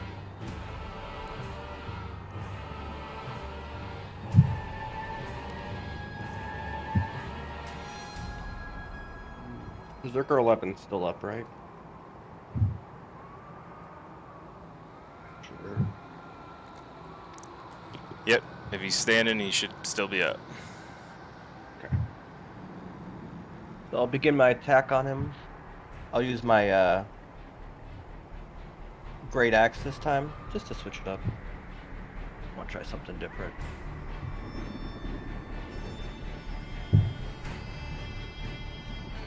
Swing once.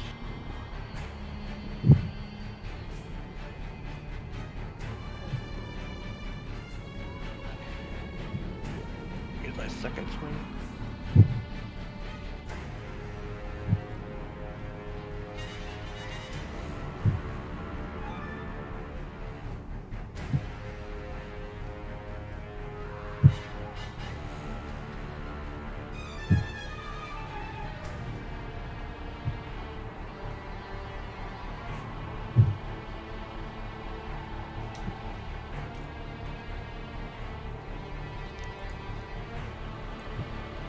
Hit him for 12, hit him for 9.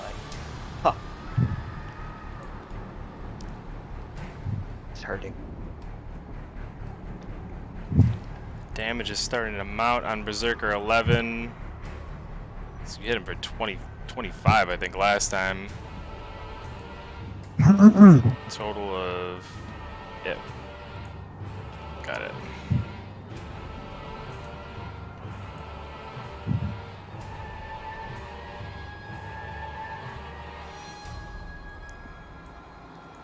For 21 this time. Nice. Very nice. Very nice. And that should be Kragnar up if that is the end of your onslaught there, Wraith. It is. Stacked up 46 on 11 so far.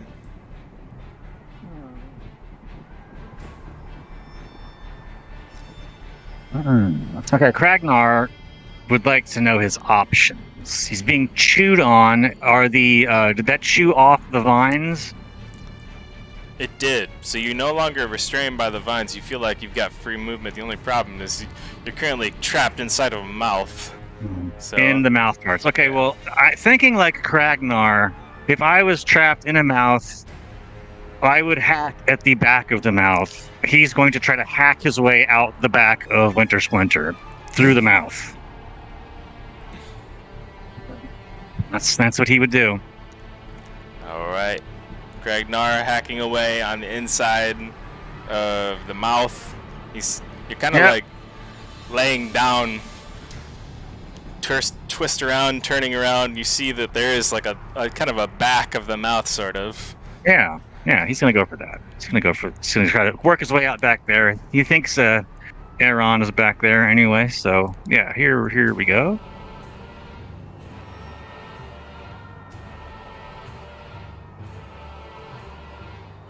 Okay, that is a 18 to hit for 21 slashing. Magical slashing. All right, that is gonna hit. On the first strike. Okay. He's just trying to chop through the wood here. Okay, attack number 2. Hey, all right. That's 30 damage, max damage on the second strike. 51 total. Slashing. Trying to bore his way out. Okay.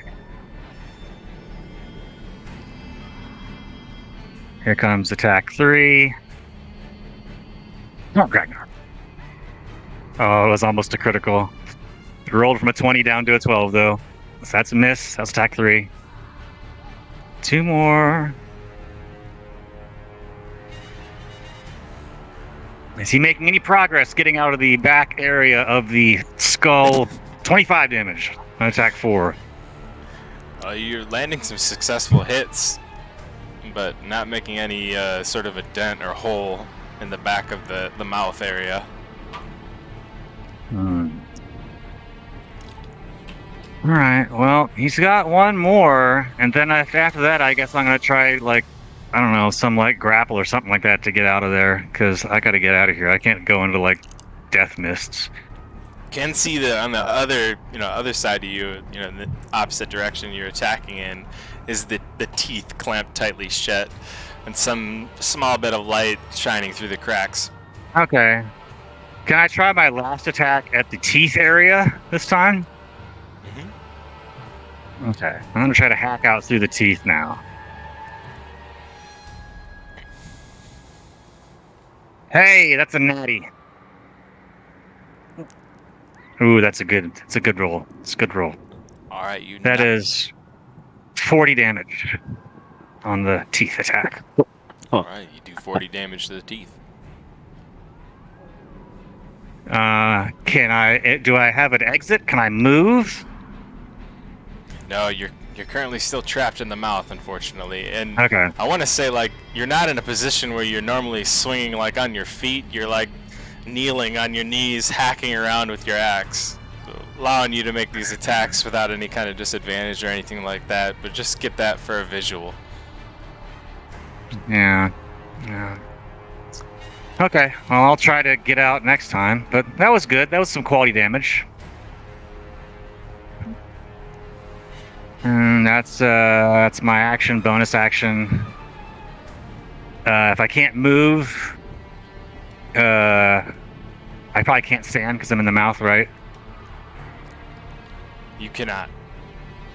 Okay, all right. That's it. Can I get a feel for what I need to do to get out? Because even Kragnar can't, like, hold up forever in Wintersplinter's mouth. Yeah. Why don't you, as part of your turn here, go ahead and roll investigation and kind of scan around, look around, see if there's any potential way to get out. Okay, that's -1. Hey, not bad. 15. Okay. Kragnar better get smart fast. You sort of just see the teeth as your best way to get out.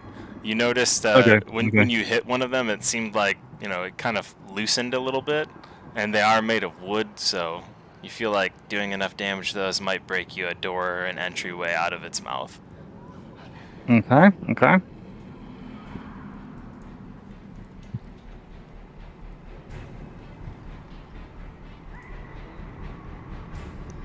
And I think that should be Berserker 3 up. He's currently mixing it up with Corvus and Artemine and the Wolves.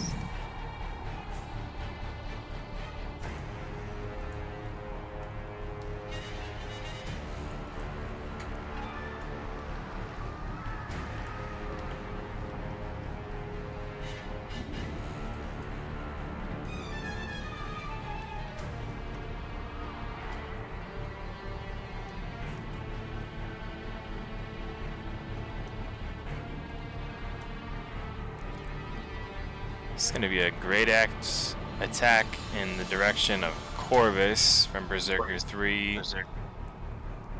And it looks like 5 slashing damage to you there, Corvus, on a 22 to hit. Alrighty. And Berserker 13 is going to do something similar to Wolf 3 just in front of him, bringing his Great Axe down just on top of the Wolf's head. Oh, I think I messed that up by going to Tarok too fast. Oop. And it should be a 13, which will miss the Wolves, I believe. Oh no, it's a 12 to hit the Wolves, right? Yeah, no, that'll hit. Yeah, he's dead. 7 damage to that Wolf. And that should be Tarok up. Alright, gonna do a nice little twirl and a stab. Does 15 hit? 15 will hit. Alright, so it's gonna be a nice little 10 plus my sneak attack damage because I'm alone with him. So it's gonna be 14 points of damage to him.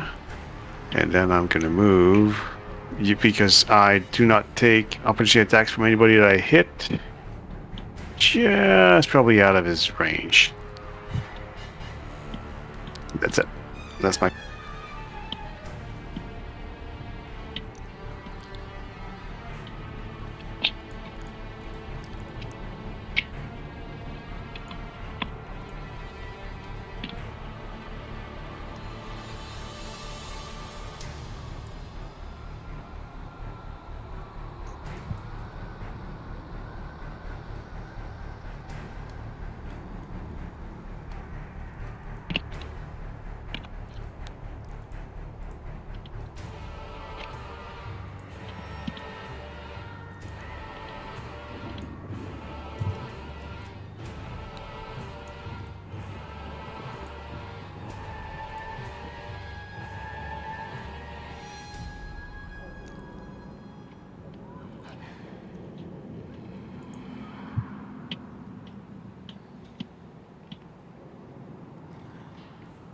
Alright, Father Albright is again going to cast Inflict Wounds, and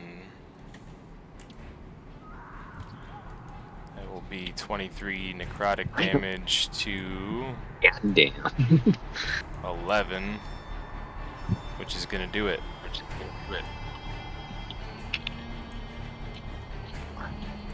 Fucking Father Albright coming in hot, man. I don't think he's had a bad turn yet. And Berserker 11 is gone. Yeah, a couple 10s in there. And that should be Druid 5 up.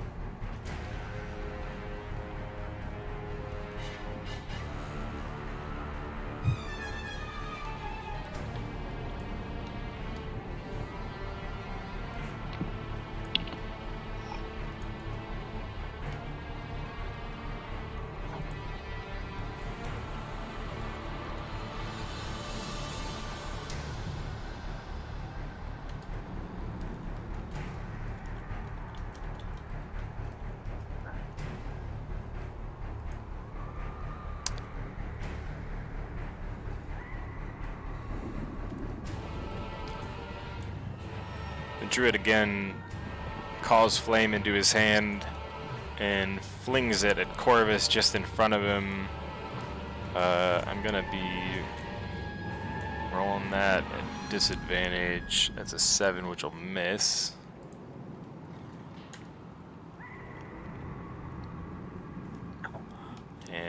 Unfortunately, Oh, no. there's no one behind you, Turn we're all Corvus. fearing. As it falls yet again to Wintersplinter. Boo! Boo! Boo. Oh man. So not good. All right. Hopefully the booing demotivated Wintersplinter because I'm out of jams. My jam slots are spent. I hope so too. This is probably not going to be good for you, John.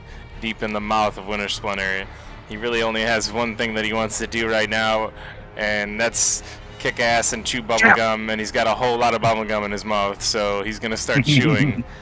And I think that is +9. Yeah, +9 to hit, so this is going to be 3 consecutive chomps down on poor Kragnar. My OC's pretty good. But the damage is hefty, and that's a 25, an 11, and a 25. Oh. As The those 225s hit. teeth just chomp down 3 times in successive action, dealing a total of, oh my lord, 68 plus 12. Ooh. It was 3d8 plus 70? 80 Oh my damage? God. 80 damage? Yeah, it's 3d8 plus 6, but twice, so 68 plus 12. I think I got that right. Yeah, that's It's 80. That's 80. should be 41. 6d8. 6d8, John. Oh, I think it's 60. Oh, Yes, okay, but you can take 80 6d8. damage. You take 80 damage 41. since you were so insistent upon it. Okay, that's 41 damage. still up, baby. And Kragnar is still alive. And Thank God for rage. at the same time, you're also going to need to make a Constitution Con saving throw. Yep, no longer being grappled and gripped to death. 14. Okay, 14 is going to pass. You're going to take half of 9, which will be 4. Well, if it's psychic, I take full. Oh, I see. In that case, you're taking 9. Yeah. Yep. That is not Well, good. Bro, how much more can you take? I'm down to 23 hit points, so I gotta GTFO this You need to get this out round. of Yeah. I was trying. there. I'm going teeth. Going teeth this next time. And you have the spear. At this point, I don't think that the spear could do more damage than his fucking axe, though. I don't know. No, Alright. I'm mourning the fact that he has the spear. No, you'll get your spear. I'm getting out of there. Don't worry. We're fine. We're fine. I love Totally the fine. fact that he has the spear. It's perfect in my opinion. So, bravo to all those involved. Kragnar having the spear. It worked out very well in my opinion. And in that case, I think it should be Druid 6 up. After our illustrious Wintersplinter. Druid 6 back Man, he's in the still circle. kicking. Melda Mac the shit out of him. He's gotta be leaking. Alright, Druid 6 standing behind the rock over there is gonna turn, seeing who it was who attacked him. Can I hide my bow behind my back? Wasn't me. Wasn't me. Alright, he's gonna cast Produce Flame. No.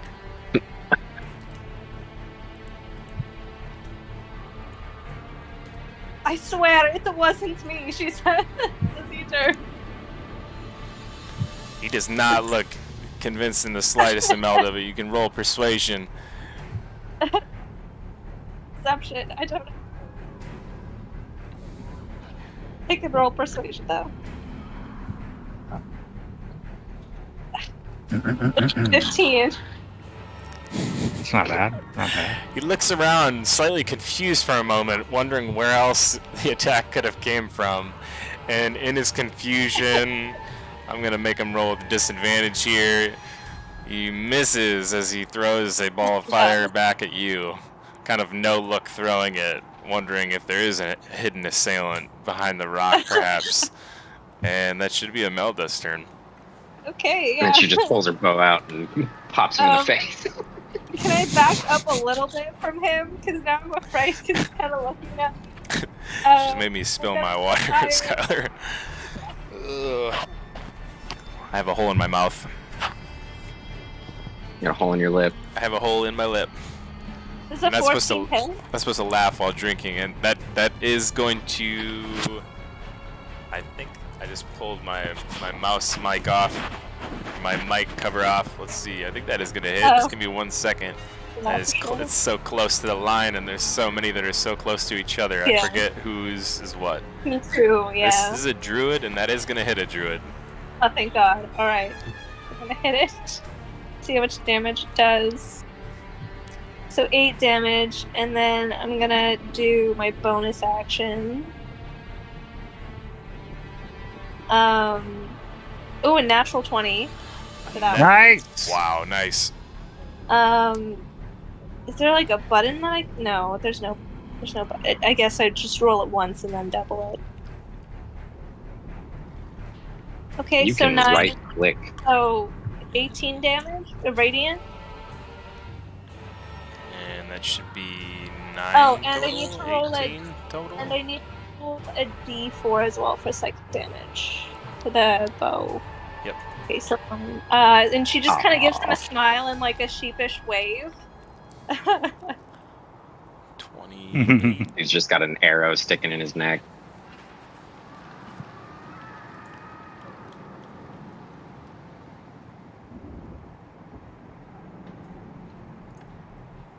And that should do it for Druid 5 or Druid 6. Sorry.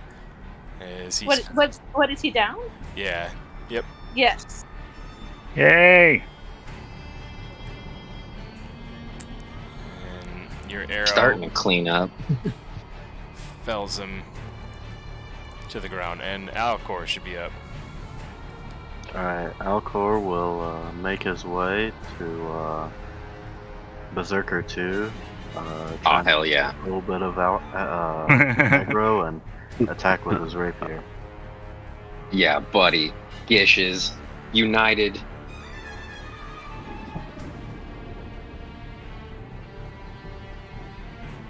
And I believe that'll be the end of my turn.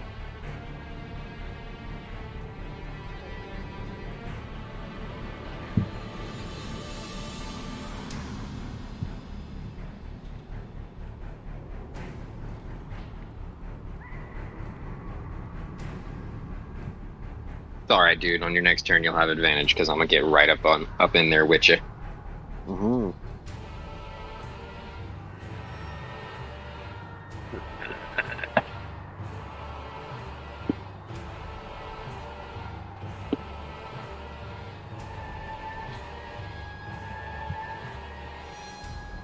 Corvus, my man.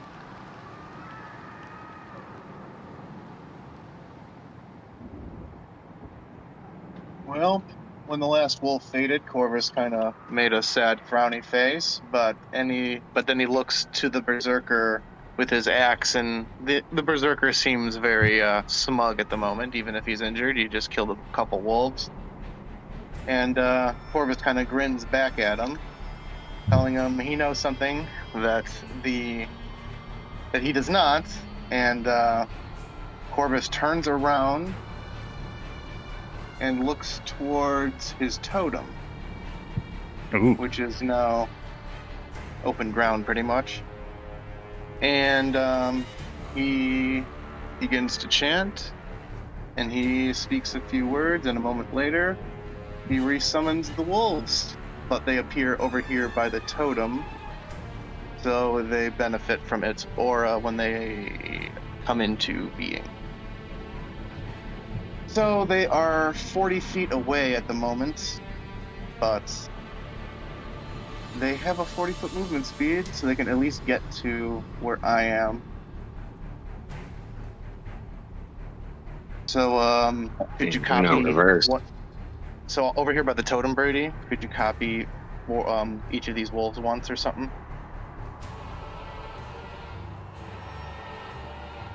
Here, I'll make a mark so you know where yeah, okay, you know.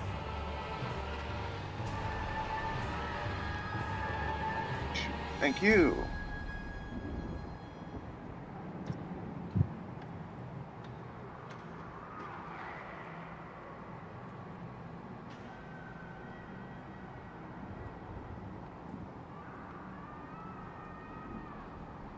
Yep, that's it.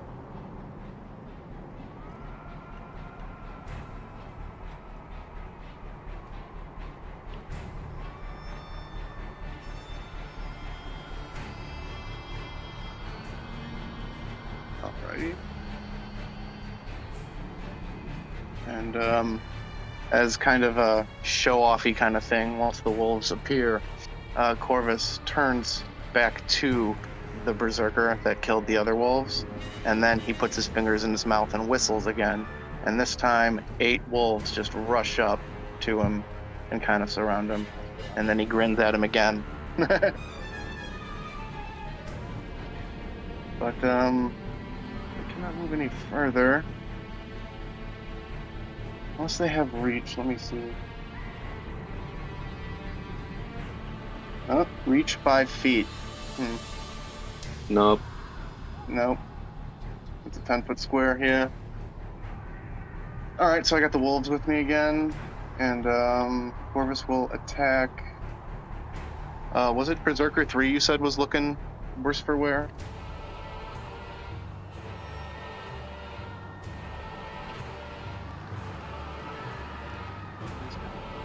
Oh, that's a crit. Don't need to roll that again.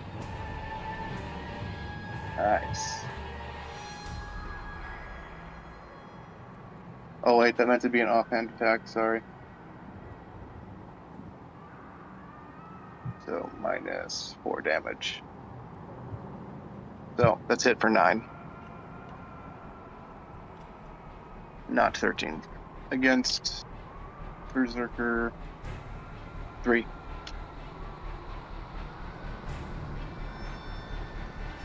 And that will be the end of my turn.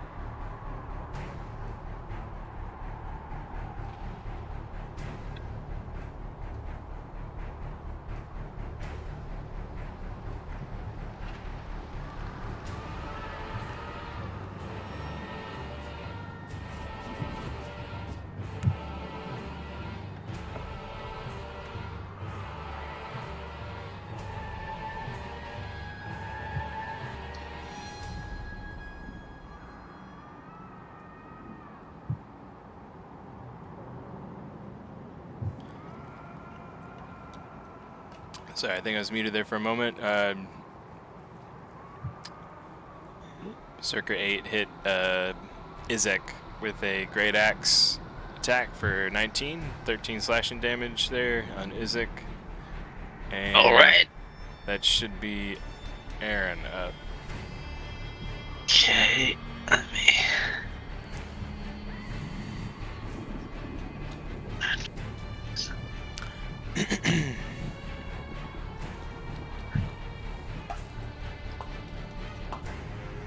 All right. Come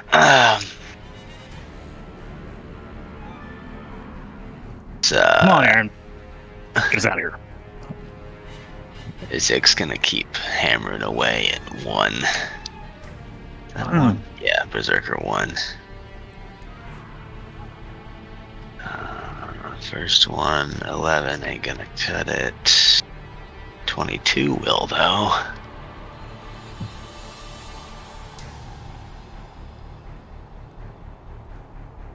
8 points of damage. Both Zombie 1 and 2 are gonna go for Berserker 1. 14. And another 22. So that will be 7 more points.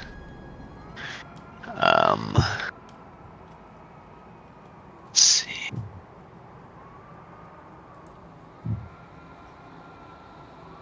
Zoldar's right here. He can make it. Zoldar's gonna run in here to join the fray. Yeah, okay, I'm clear.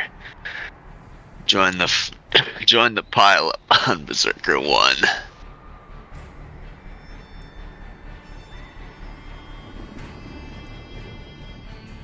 First one, 17.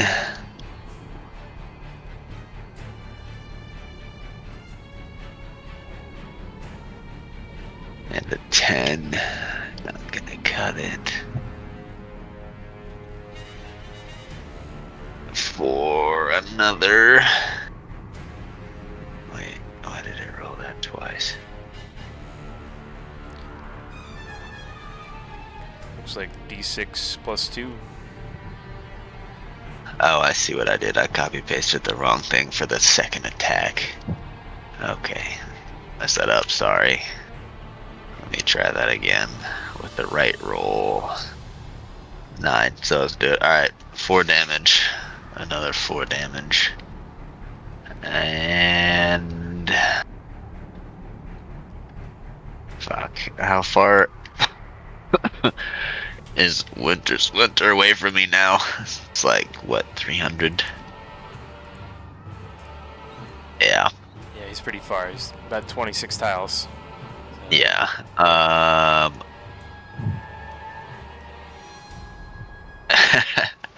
Guess I'll just use my movement to exit the fog, so I'm not standing here doing Constitution saving throws. 6. You're right. And I will end my turn. You are able to make it out of the fog. And that should be Berserker 2 up.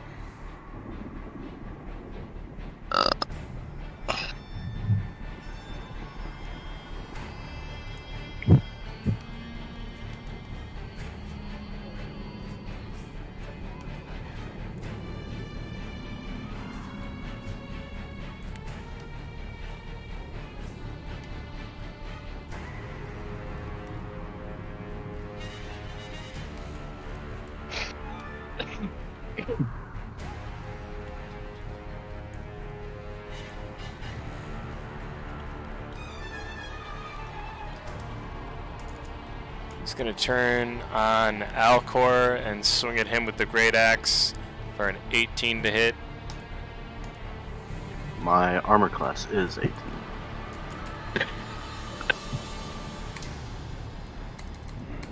Alright. And Would let's see here, would that that- should be... Real quick, would that count as a miss, or did the damage go through? If he hits you with an 18 and your armor class is 18, it's going to hit you. Okay. Yep. It's just like a difficulty check. If you meet it, you pass. Okay.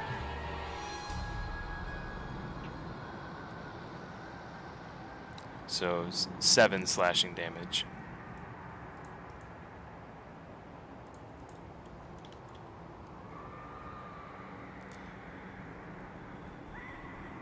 And that should be Berserker 12 up. I'm gonna keep just doing that.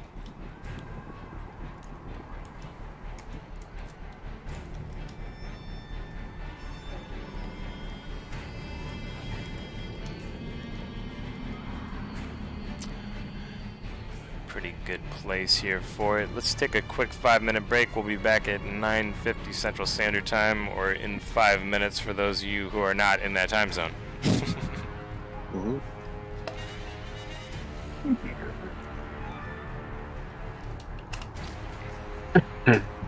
All right. See you in 5.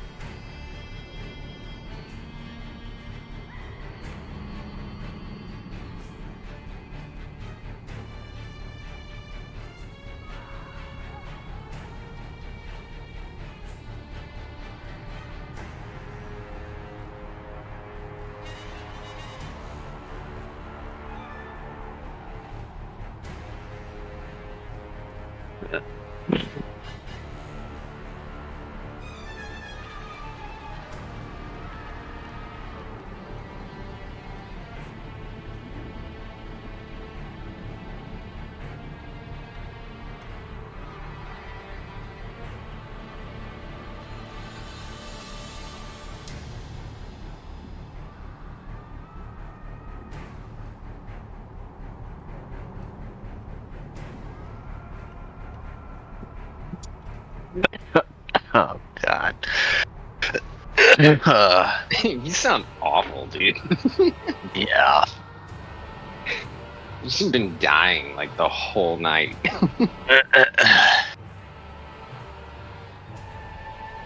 Yeah, I think I might call it a wrap when Gant gets back. Yeah, I don't blame you at all, dude.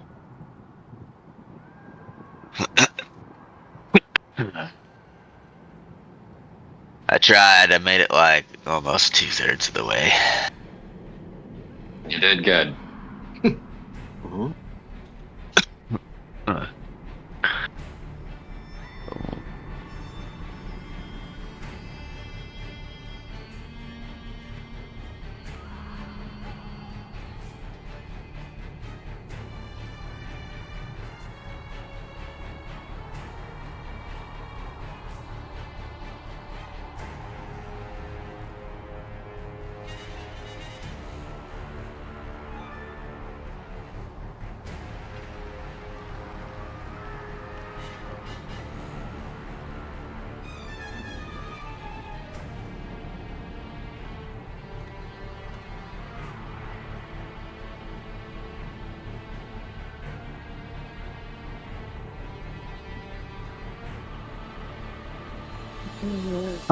Huh.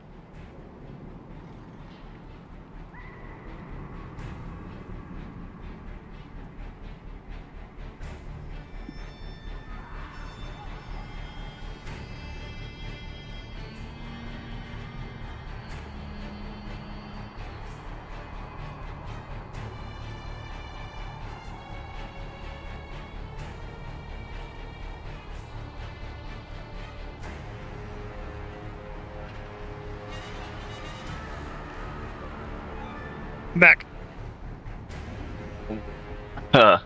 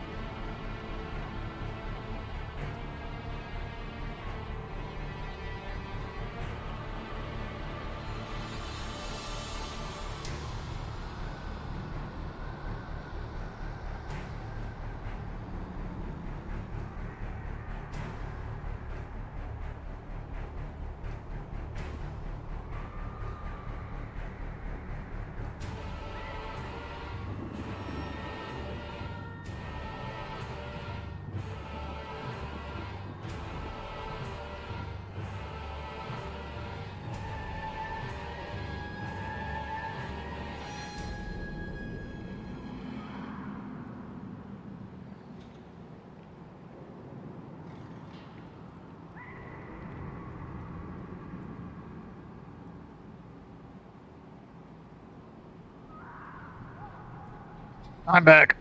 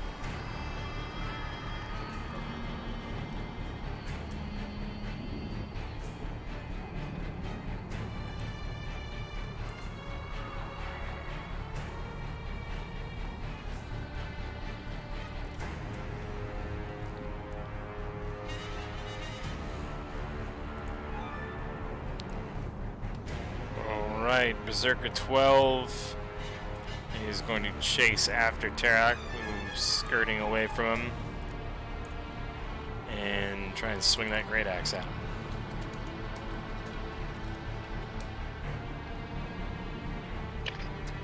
He's going to hit for a 24, 7 slashing damage to Tarak there. Actually, you gotta do it with disadvantage. Well, he's advantaged, so I think he's gonna get canceled out. God. Yeah, you got it. You got him for once. But thank you. Anyway,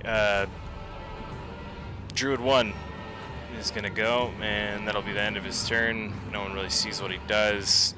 Artemis up. Ooh. Secret druid All right. shenanigans. Secret shit. Artemine is going to wade up into melee as he only has first level spell slots left, and he is going to, since that other berserker's dead, he's just going to use a booming blade instead. So roll, attack roll. Oh shit! Got to hit with advantage. Roll again. 15. Ooh, that probably doesn't hit. 15 on, sorry. Berserker 2. That will hit Berserker 2. Well, hot damn. Okay, so... alright, that is... Let's see, 8 piercing. Then we're gonna roll the 2d6 fire for another 8 fire damage, and then we're rolling the booming blade damage. Hell yeah. Another 8 damage, so that's a grand total of 24 for his first swing. Then he's gonna make his second attack, like his attack action. I keep fucking forgetting to hit the advantage. For 22 to hit on the same berserker. Yep. So that's 6 more piercing, and then 9 more fires, so that's another 15 on top of 24 for a grand total of 39 damage. He is a roasting pile of doo-doo right now. Fuck yeah, he is.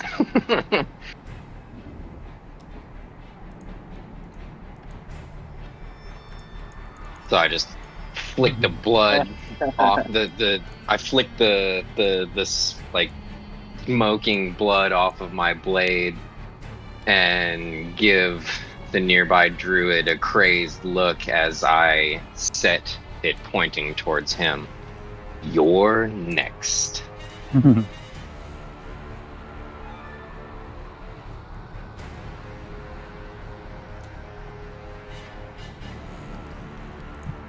should be Wraitha. Alright. Do I charge at Druid 4? And I make my attack. I swing my Crystal Greatsword. And,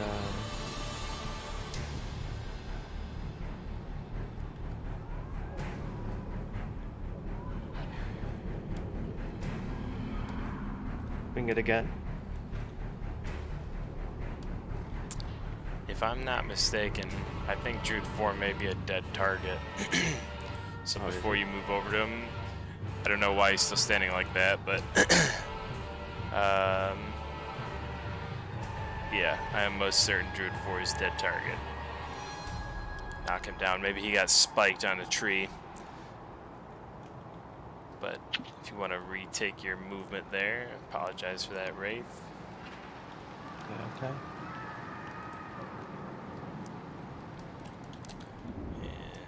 Just for safety's sake, we'll make sure he's gone from turn order. Yes. So instead I'll go over to Berserker 13. Yep. That'll work. Berserker 13. A bit excessive. Should I just redo the throws? No, that's okay. The hits are good. If you want to continue with your damage roll for the 17, looks like a 5. It's the D8. 13. I'm 13. And that will kill 13.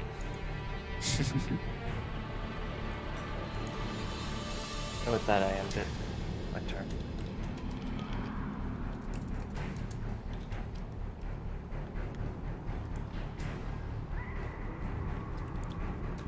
Alright, and it should be Kragnar up. Let me out of here. He screams as he tries to GTFO the mouth, attacking the teeth area this time. 18 to hit for 19 slashing.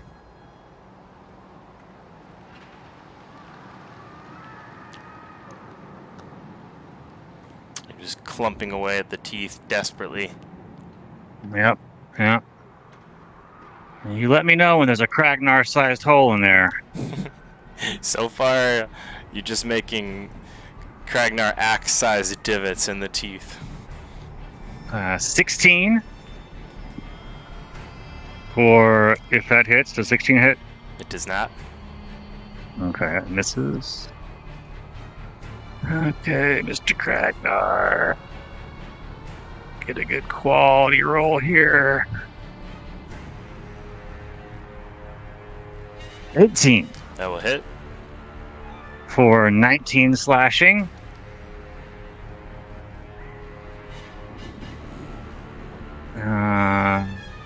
Okay, here we go. 21 for 25 slashing. You see a tooth about 2 feet by 2 feet size get knocked clean out of its mouth. And you see a larger ray of hope beginning to open for you. Okay, I got a bonus action attack still. Can I try to squeeze out before the bonus action attack with my move? Probably trying to Hercules the mouth open with the newly found hole, slightly more leverage than the closed clamped teeth. Yeah, but I have probably, a crowbar. Yeah, probably would not be able to squeeze out. If you want to try and pry it open, be my guest. Mm-hmm. So you're saying I should probably try to blow it open with another attack? No, I'm saying that. Oh, I will you pry can it try open with to my do mighty crowbar. Exactly that. I make Yeah. no suggestions on what you should do, nor do I Okay. care what you do. Prying it open with my mighty crowbar is a 24 athletics. Okay. Wait, that's a strength save. That's weird. That's not what I meant to do. It's +8 either way. That's all right. D20 plus 8 rolls either way, right? So a 24, and you begin to pry up, and you feel the mouth begin to open, and then suddenly it clamps back down on the crowbar, and you feel the crowbar is now stuck in between the teeth. That's not good. I have one more attack. Bonus action. Can I try another crowbar attempt with the bonus action? Yeah, the crowbar is basically in prime position to try for another prying attempt. All right. I will attempt another pry. 22. Oh.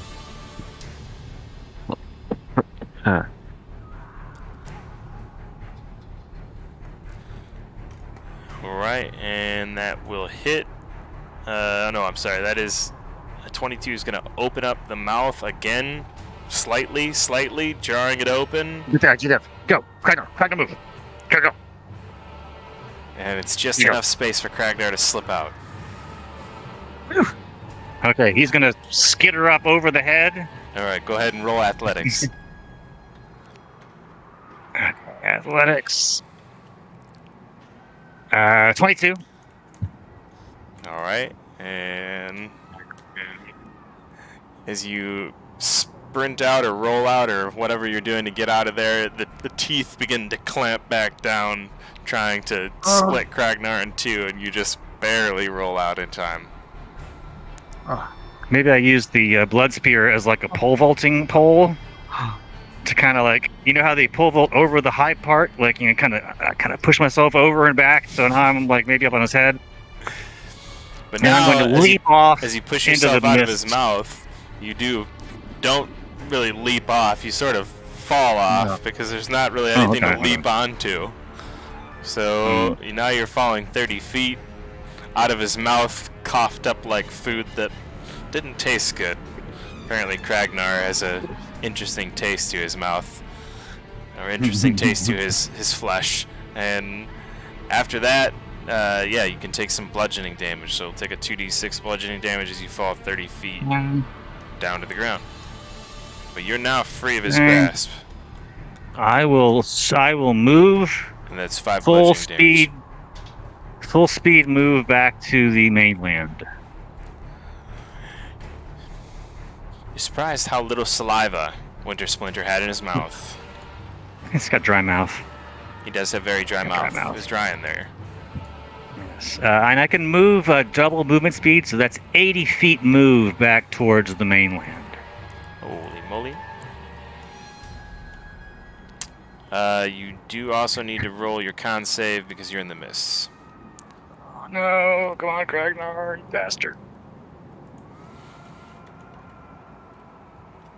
21. And you pass the save for a total of 6 psychic damage. Okay. Kragnar feel woozy.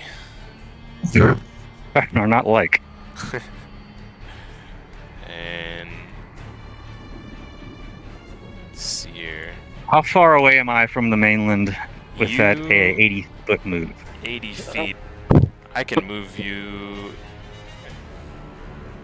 80 feet. Was that 16 tiles?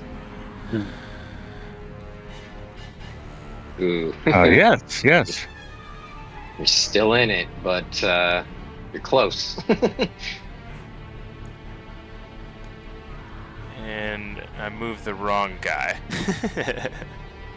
Whoops. Sorry, Kragnar. Let's see some druid sprinting. Moving random druids out of the tree. My belt. Man, you guys, thank God for that crowbar. Dude, the most mundane of tools saved your life. It's a signature item for Kragnar at this point. It's his signature item, yeah. Really there should be, like, great weapon master, there should be crowbar master. I would take that feat. Crowbar mastery. Father Albright is gonna pull his crossbow from his bag He's so close. and load a bolt in place. And begin to step forward behind the wolves. And then he's gonna walk through them. Oh. Yeah, that'll work.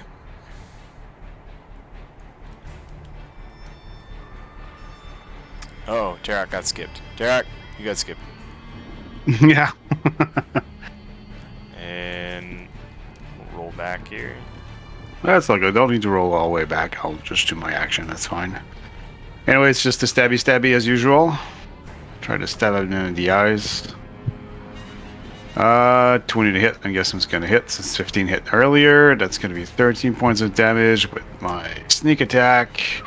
So 18 points of damage, and these guys seem to be going further ahead than me, so well, I'm just going to move next to that's the totem. Oh, well, I don't know move then. Yeah, I'm good there. That's it. That's my turn. Talk to you in an hour. And just for refresher for everybody, Dan, your totem covers how much space? It's a sphere, I think you said. Yeah, it's a Okay. 30-foot aura. 30-foot aura, got it. Just for your reference there, Tarak, in case you needed it. And because I think you're the only one it would apply to at the moment, and that should be after Father Albright goes. Druid 5. Still center circle. Mixing it up with the boys.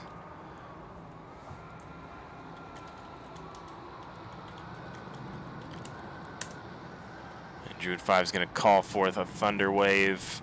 Haha, Thunderwave again. And it's gonna hit all your wolves, Dan, that are around you, and you.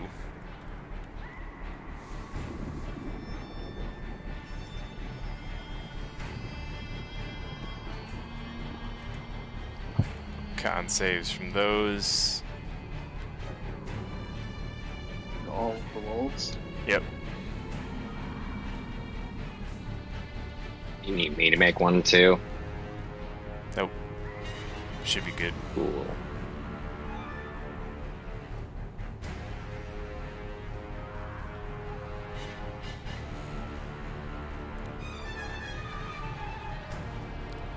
Looks like one failed.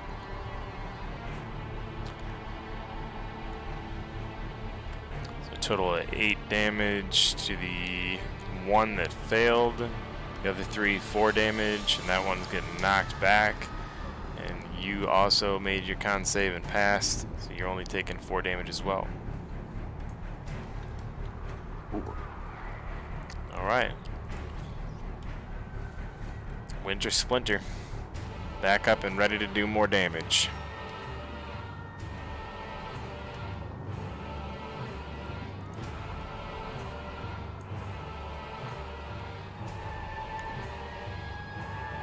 That son of a bitch got a 21.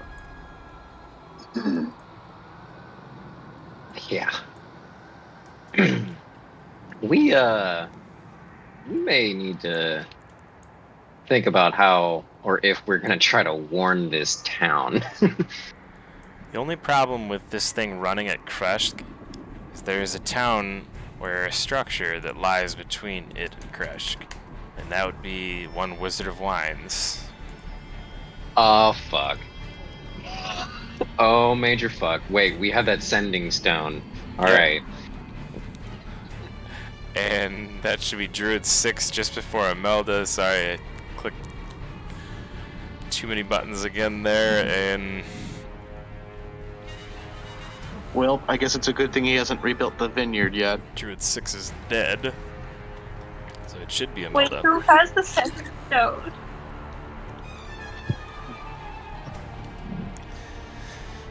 I think Artemis does, if I'm not mistaken. Okay. He was the one who Okay, was what? talking to. Weren't you the one who was talking to?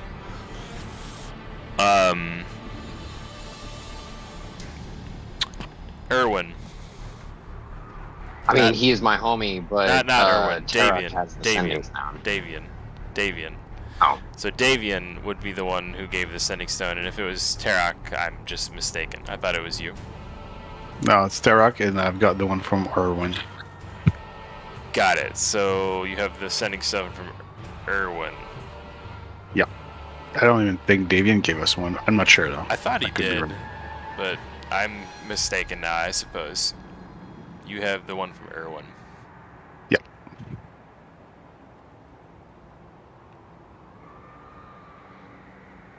I don't know if that answers whoever's question that was, but it's That, awful. that was mine. Yep. Also, I guess for positioning. So how many druids do I see in my line of vision besides, I think, Druid 5 that's engaged with Corvus?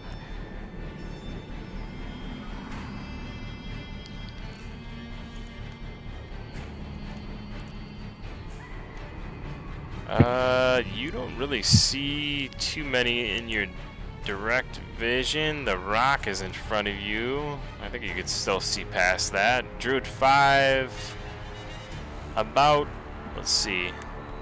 The rock is here? Thanks, John. 12 tiles away, 60 feet, 45 degrees to your right.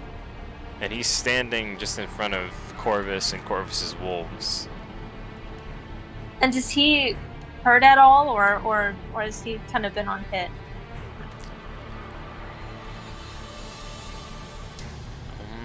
Let's see here. He looks in pretty rough shape, even from your perspective, so far away. Okay. Could you At shift this point, I think everybody is. Yeah, no, that makes sense. We're on round 8. Wait, what's that thing on 9. fire? Is that another druid? No, that's a twig. Yeah, pretty much all the enemies are 45 degrees to your right, just past that rock. Could I kind of can I move a little bit to the left? I guess you're like the left of the screen. Like so that the rock's not in front of me. Move about 15 feet to your left, and you can see just past the rock. You can see the druid, and now he's only about 40 feet away from you. Okay, I will hit him with my arrow. Let's see if this hits. 14. And that is going to miss the druid. Actually, I'm sorry. Oh. That is going to hit the druid. Okay, it was like the last time it like did hit. Yeah. My memory failing me Okay. at 10:15 after what seems like 6 hours of gameplay. Yeah, no, for sure. So Understatement. bonus damage, and then for the bonus Well, it feels like that for you. Just double it for me. Yeah. Okay, the bonus action will hit as well. Oh, come on, 1 damage, 5 radiant damage. So that would be 16 damage in total, like 5 radiant, 2 psychic, and then 9 piercing.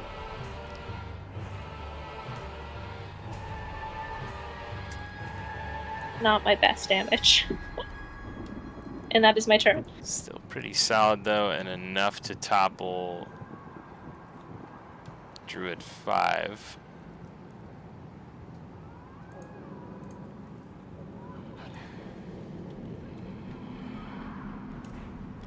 If that is the end of your turn, it should be Alcor up. Seeing how all the immediate enemies are kind of dead and all the druids are dead, Alcor is gonna want to take a quick look at the tree to see if he notices anything. Go ahead and roll perception.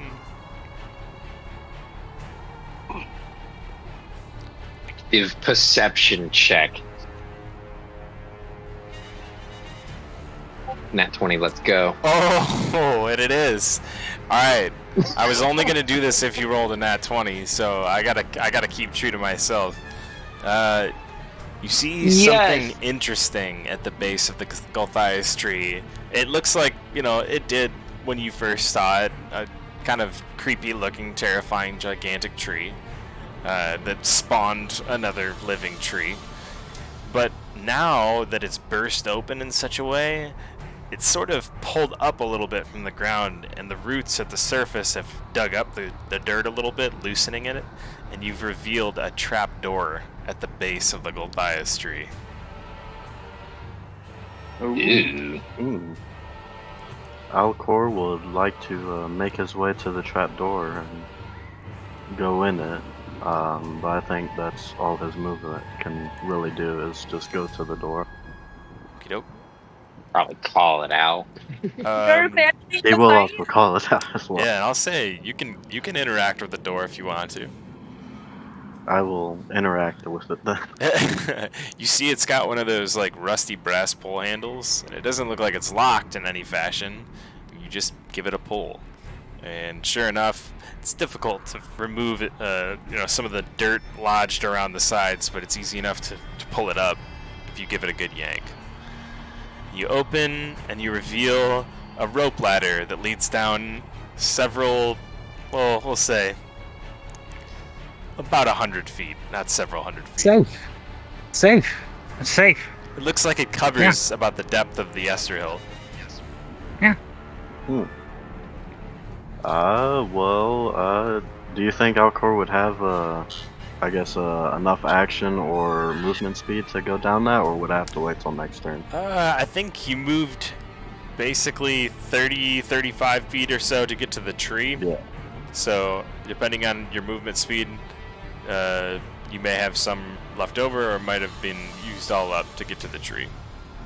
I have 40, so I think only like 5 feet. Yeah, you could probably climb down into the hole if you wanted to and go down the rest of your movement. I will do that then. Okay. It's dark down there. It's impossible to see what's down below, but you can hear water dripping and the movement of water. What sounds like maybe a small stream. I do have 120 feet of dark vision. Does that help at all? Or? That will make quite a difference. In that case, you can see actually quite a gemmed cavernous area all around you, and it's broad and deep, and it goes down in like a cone shape. You can see this, like you said, about 120 feet down. There's crystals of varying colors, green, blue, purple, aligning all along the walls, and various rock formations that have grown from water dripping, stalactites, stalagmites, the various assortments. Mm-hmm. I will make note of that and tell anyone who cares to come over with me. Yeah, I would say what probably notes the most is, or what strikes you the most is how wide and broad this cavern is. Looks like about the size of Yesterhill itself. Almost as if Yesterhill were hollow. Ooh. It's a spaceship.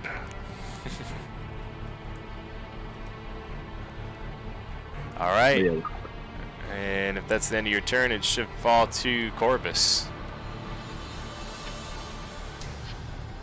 Alrighty. Corvus and the 4 wolves up by the tree, now that there's no enemies around, are intrigued by what Alcor has found. And he is also concerned about the Galthias tree and wants to learn more in hopes of stopping Wintersplinter, since that's prospect's not looking good. Just to remind you guys, you still got a couple combatants up in the tree line over there.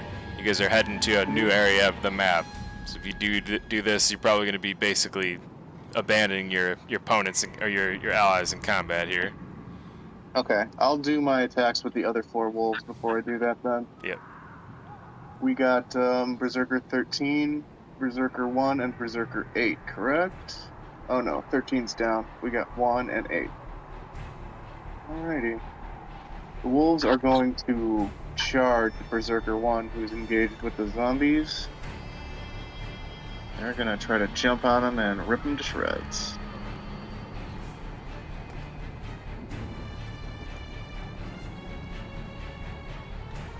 Ooh, you're not kidding. No need to overcard that one. And that first wolf jumps and bites his face dead on. To the face. Second one's 15. Hit on the Berserker. And that's Berserker 1, right? Because I don't see where your wolves are moving to. They're just all still by Father Albright. Oh, I can't move them yet. Got it. Yeah, they're just advancing a few feet up to Berserker 1 here. Got it. Ah, it's because we copied them. Yeah, don't kill your wolves. Just move them away. Mm-hmm. Yep, I'm gonna start doing that. And you can just flip them too. I'll start doing that. And if that dude's not down, oh, 22. 7 more on Berserker 1. Is he still up? So let's do the last. Let's get a calc on the damage after that 7. It might be pretty close here. 13, 22. That's gonna put Berserker 1 down. Nice. And the last attack will go against Berserker 8 then. And that's a 21. And that will also hit. For 8. Alright, Berserker 8 still up. Now, you said this was a rope ladder down a large shaft, right? Yes. Okay, I guess Corvus will follow, and the wolves obviously cannot, so they will, fan out and search for prey. And since they can't climb rope ladders. And, that'll be the end of my turn.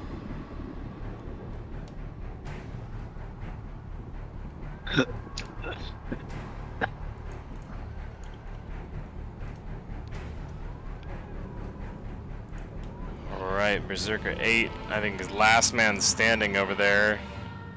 We gotta kill Berserker 1. Yep.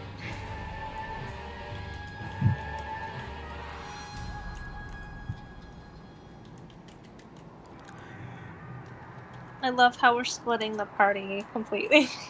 Do it. It's a classic strategy. We're all Never conscious. fails. I didn't know it We're was split into 300 3. feet deep. Jeez. It was hinted at. And Well, he was already down there. So. yeah, Berserker 8 is gonna miss. It's alright. You are already absolved of splitting the party. I will give you lashes in the square later, when no one else is around, and you can be up next, I believe. Aaron? Yeah. Yeah. Izig Zoldar. Both zombies are gonna pile into Berserker 8. Let's see what we can do.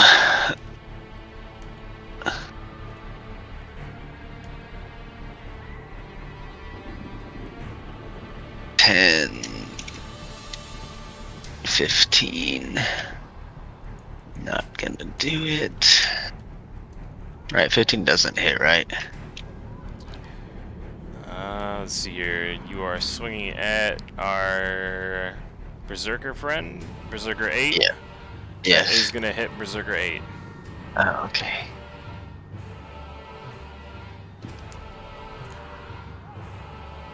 That's why I got mixed up on the 14 there, Imelda. For some reason, I thought you were attacking a Berserker, and that's their AC. So, 14 damage from Izek to Berserker 8.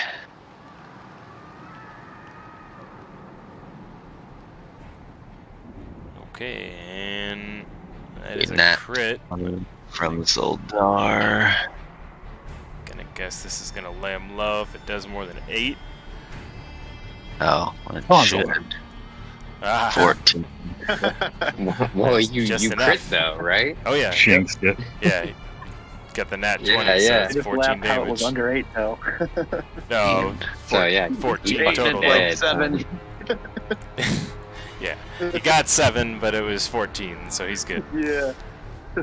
Alright, and that'll do it. Zoldar will bring up his hammer, do a side swing, and expecting there to be more resistance, but instead finding, upon connecting with a hit, the Berserker collapsing like a folded lawn chair. The weight of the hammer displaces Zoldar, and he continues to swing around and falls.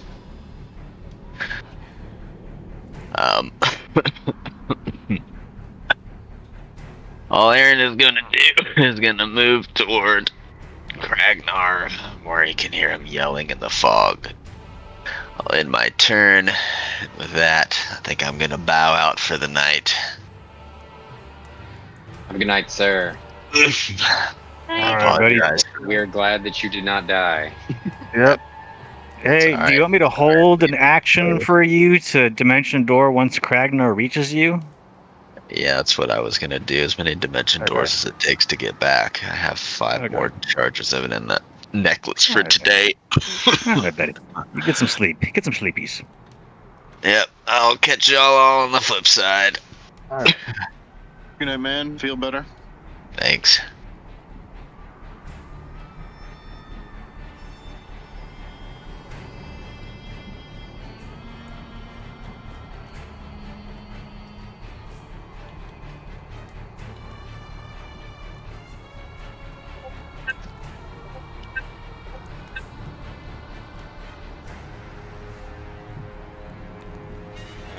That should be on Artemine, but I'm looking around the map to make sure. I'm pretty sure that is all the enemies in your direct vicinity.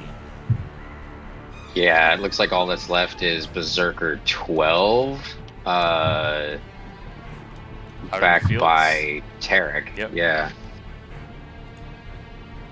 So, that being the case, everything I assume would get kind of quiet for a second as everyone is dead except for the little bit of battle noise coming from behind with Tarek probably squawking and ducking blows and shit from the Berserker. And Artemine is going to go ahead and take his full movement, 8 tiles, and is going to provide some aid to Brother Tarek back here with the form of a firebolt. Probably gonna miss. Actually, wait, didn't you say their AC was 14? I think that's what I just rolled. Yep. Yes, it is. So, all right. Firebolt did not let me down. For once. For once, right. And then I rolled really fucking well on the damage. He takes 19 blue fire straight to the face. To the face. 19. Wow. That's the hardest hitting firebolt I've done in a long time. Yeah, I have to hit hard. You can hear him crying out in pain, even in the distance. And I think, yeah, with that, I'm going to go ahead and end turn. Don't want to use anything else.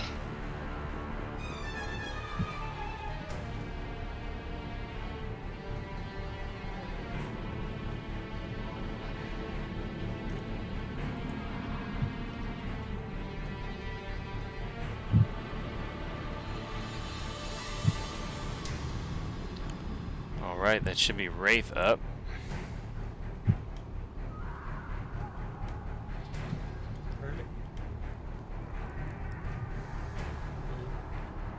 Ah, he's so far away from you. Yeah, he's really far. Do you have any? You have javelins, though, right? Ah, Jab, chuck a jab. He's literally holding one with his Oh, tail. Fucking yeah! You're holding a jab with your tail, man. Huck that motherfucker. If you hit, smite. See if we can pin him to the ground here. How Bet much? you we could do something cool like that. How much do you practice throwing javelins with that tail, or you just hold it to look cool? It's where I hold Point. it for when I need to throw it with my arms. Good point. We're about to find That'd out. be sick. We're about to find out. Come I line on, up Wraith. shot, take aim for Berserker. Let's see how it goes.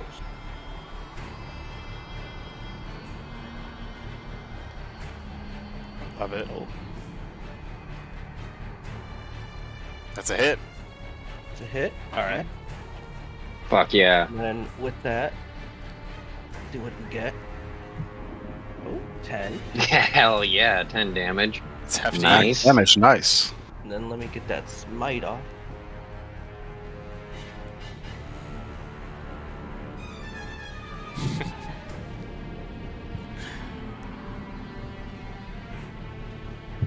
Oh, Alright.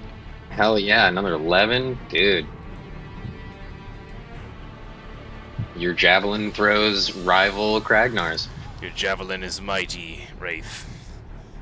And speak of the devil, it is Kragnar's turn if that's the end of your turn, Wraith. it is.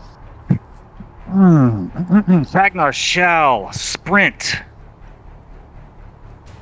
Full hasted run of so he can move 160 actually. Yeah. Yep. 160 divided by 5 is 32 tiles.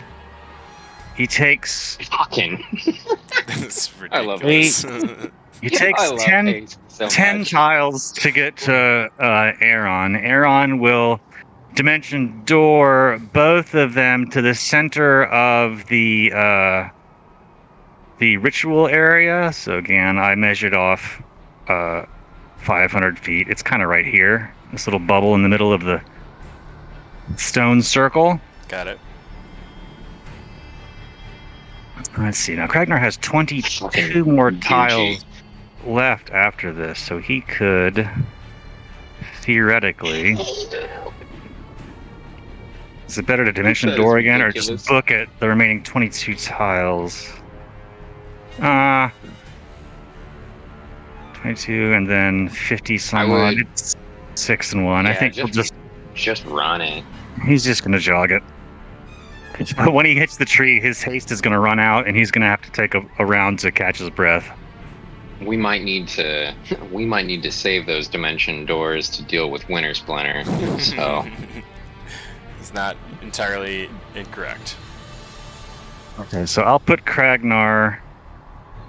If he goes here, I get 20 some odd more. So he's at the outer edge radius exit gap of the circle. I'll move him. don't glitch him into the fucking mountain again. Oh god. Shifts. Boy, that's some serious Moving movement. very far in one turn. I got you covered. dude. Me I'll help you out. Kragnar fast. Me fast. So fast far. like wolf. Because I don't want I'll never Kragnar lose to this end much up at one. against a tree or anything bad. I'll help. Aw, he just moved. I'll help Kragnar Hmm. move to where he's supposed to be. Okay, but Kragnar moved real fast to 90 here. movement speed in Baldur's Gate was insane. All right, and that is the end of Kragnar's Long strider, baby. turn. I think Yeah. that should be Tarok up. All right. So I'm And then going to try to get Aaron's rid of that back. bastard here. So I'm going to try to hit him in the face again. Oh, that will miss. Oh, no. So I'll try with my offhand. Bonus action. Oh, that is a nat 20. ooh! Fuck yeah. Hey. It's just with the dagger, but it's still something. Finish it off, Tarok.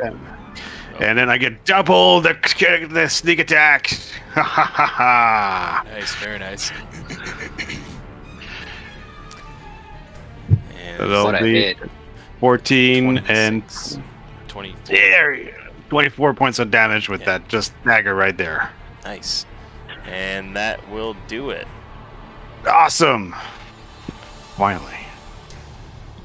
Some good damage. Yeah, that was very good. Wow. Damage. Fucking Berserkers laid hell low. yeah, man. You guys also see retreating in the tree line, like what looks to be probably a group of somewhere around 10 to 15 druids running in all directions, scattering towards the woods. None of them are actually headed in the direction of Wizard of Wines or following Wintersplinter. I should make that clarification.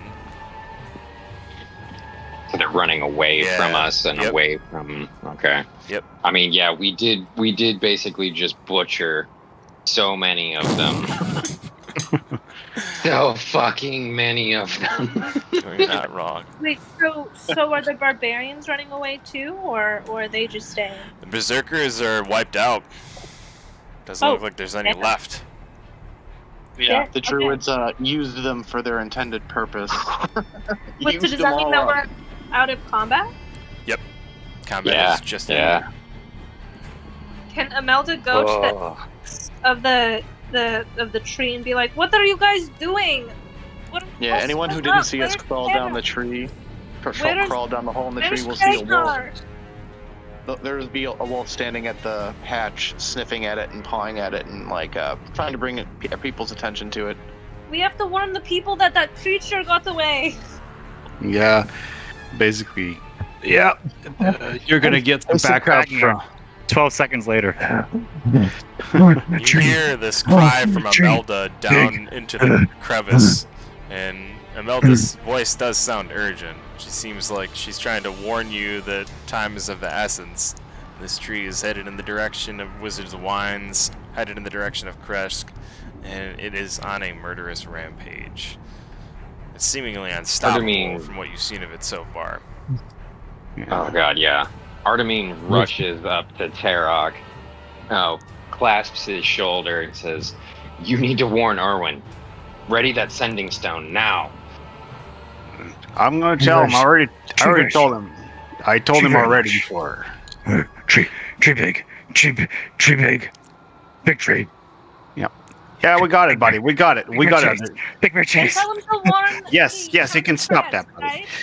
All right, so I already told Orwin to go see his father earlier today. You didn't know that, but I did tell him, so hopefully he got the message. Now he needs another one.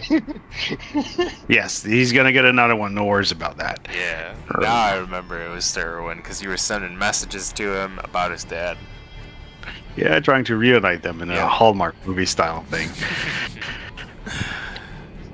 All right, now both of you down there, get your asses up there. We can always go look over later on. We gotta save some people now. Consider this place discovered.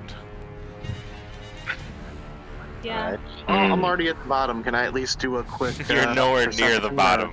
You are. Yeah, you're nowhere. You're nowhere near the Hundreds bottom. of feet, dude. Yeah, you're not even like you maybe you can't have gone further than 10 feet down the ladder without knocking Alcor off of it.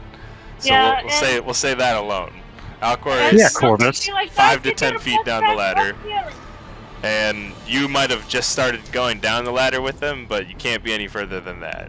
So just keep that in mind. Alrighty. You kill a lot. You kill lots of people. Lots dead. I'll Good, call it at good least job. like to see if We there's should run. Wait, anything, wait. How far is like the winery from here? Pretty far. We better get a good start. Get far. How are we going to outrun a giant tree that can move so fast? We can only Pretty hope to fast. limit the damage. Tree fast. Tree too fast. We will have to make clever use of Aaron's dimension door capabilities if we are of any chance of catching up with him. Oh, well, how many people can you take with you? Only two. Or Oh, no. himself and one other. It will And have to be how an many shortcut. important more times decision. can you cast it? He's got 3 more left. Oh no. I think he said he had 4 or 5. Or yeah. He yeah, had something like 5. that. He used No, he did- one. he He's did down say to he had 4. Yes, he's down to 4, so he can But travel. then He can you travel have to go 2,000 back. feet. To get the other people. Oh gosh, this has turned into What? a disaster. She's kind of having a little panic attack. Her hands are like in like her hair, and she's like, "Oh no, I failed." No, you're gonna see Tarak just move forward and just put your hands down gently and go like, "You're in little flower. Nothing's done yet. We still have a chance to save people. We just gotta hurry. We're not done." Question for the DM. Yep. In any of my dreams, have I seen anything about like going underneath or like going inside of this tree or no? No, this is definitely new to No. you. Okay. But okay. something that strikes you after the battle occurs and after kind of things settle down a little bit, you begin to feel something. Go ahead and roll. Oh, Go ahead and roll perception here. okay. I don't know if I like this. Yes, 16. Corvus is also You intrigued in feel- a bad way. The pull of the spear of Kavan. It's almost as if it's calling to you softly in your head. You can hear faint whispers, but can't make out what they're saying.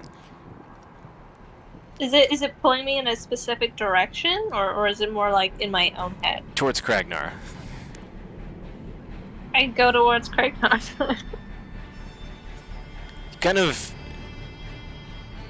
visualize and manifest that vision of the spear in your head and understand that that's what you're looking for, that that's what's drawing you closer, that you're wondering now suddenly, where the hell did that spear go? I was here to get it, and all of a sudden you feel like I said, like almost like the spear's trying to call out to you. She's gonna try and touch the spear when she gets close to Kraken. If you touch the spear, go ahead and roll either investigation or history, depending on what you'd like to roll. Investigation or history? Yep. I mean, they're both the same. They both suck. And while she's doing this, Okay, I rolled Sarah- fairly okay. 18. Nice, Yes, nice. less. Roll. And you hear the voice of Kavan ringing clearly now in your head. He tells you that there's a socket in the spear. He tells you that the weapon is not complete and that this is merely a key. and that you'll need to find the weapon down below. But he understands that there are matters that press urgent ahead of you. So he's urging me to go somewhere else besides going down below. And telling you only have half the key. So you suddenly begin to see the spear not as a weapon, but as a key, a way to perhaps a weapon. And that's the feeling you're starting to get. Like this spear itself isn't the weapon you're looking for, even though it's the spear of Kavan, and it makes sense in your head ritualistically. You're Kavani. Kavan is guiding you, and he's telling you you have half of a key. And the rest of the weapon that you're looking for is down there. This is the key that's going to let you get it, but you only have half.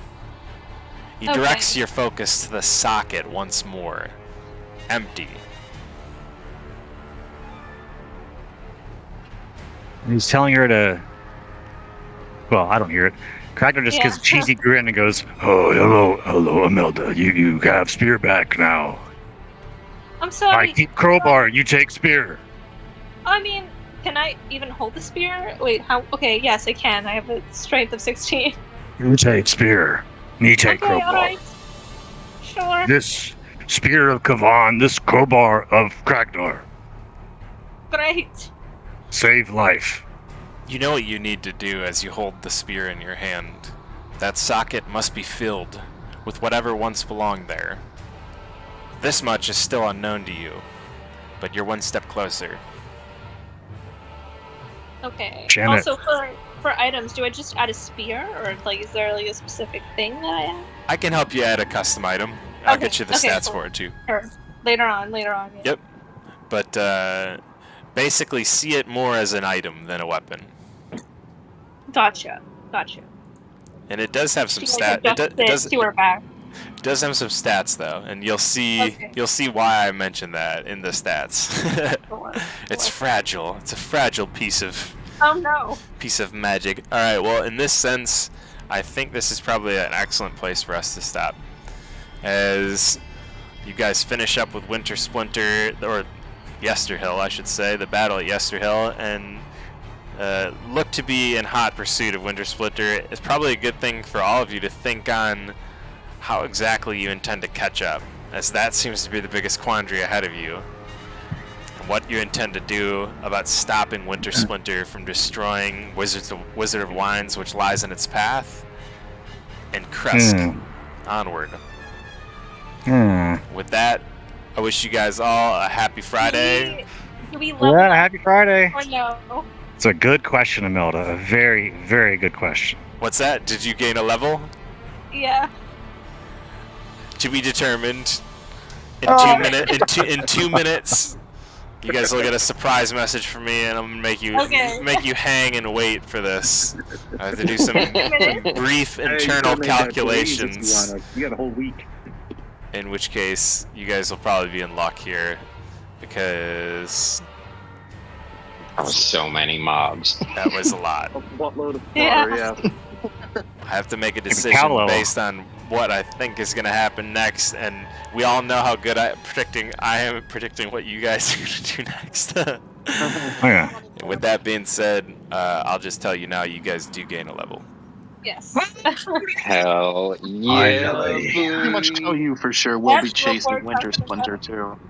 Yeah, You're safe on that trap. That much I'm sure of. It's the method in which you do so that I am going to be surprised by and excited to see how it happens. But I'll give you one guess what Kragnar's plan is. Ragnar,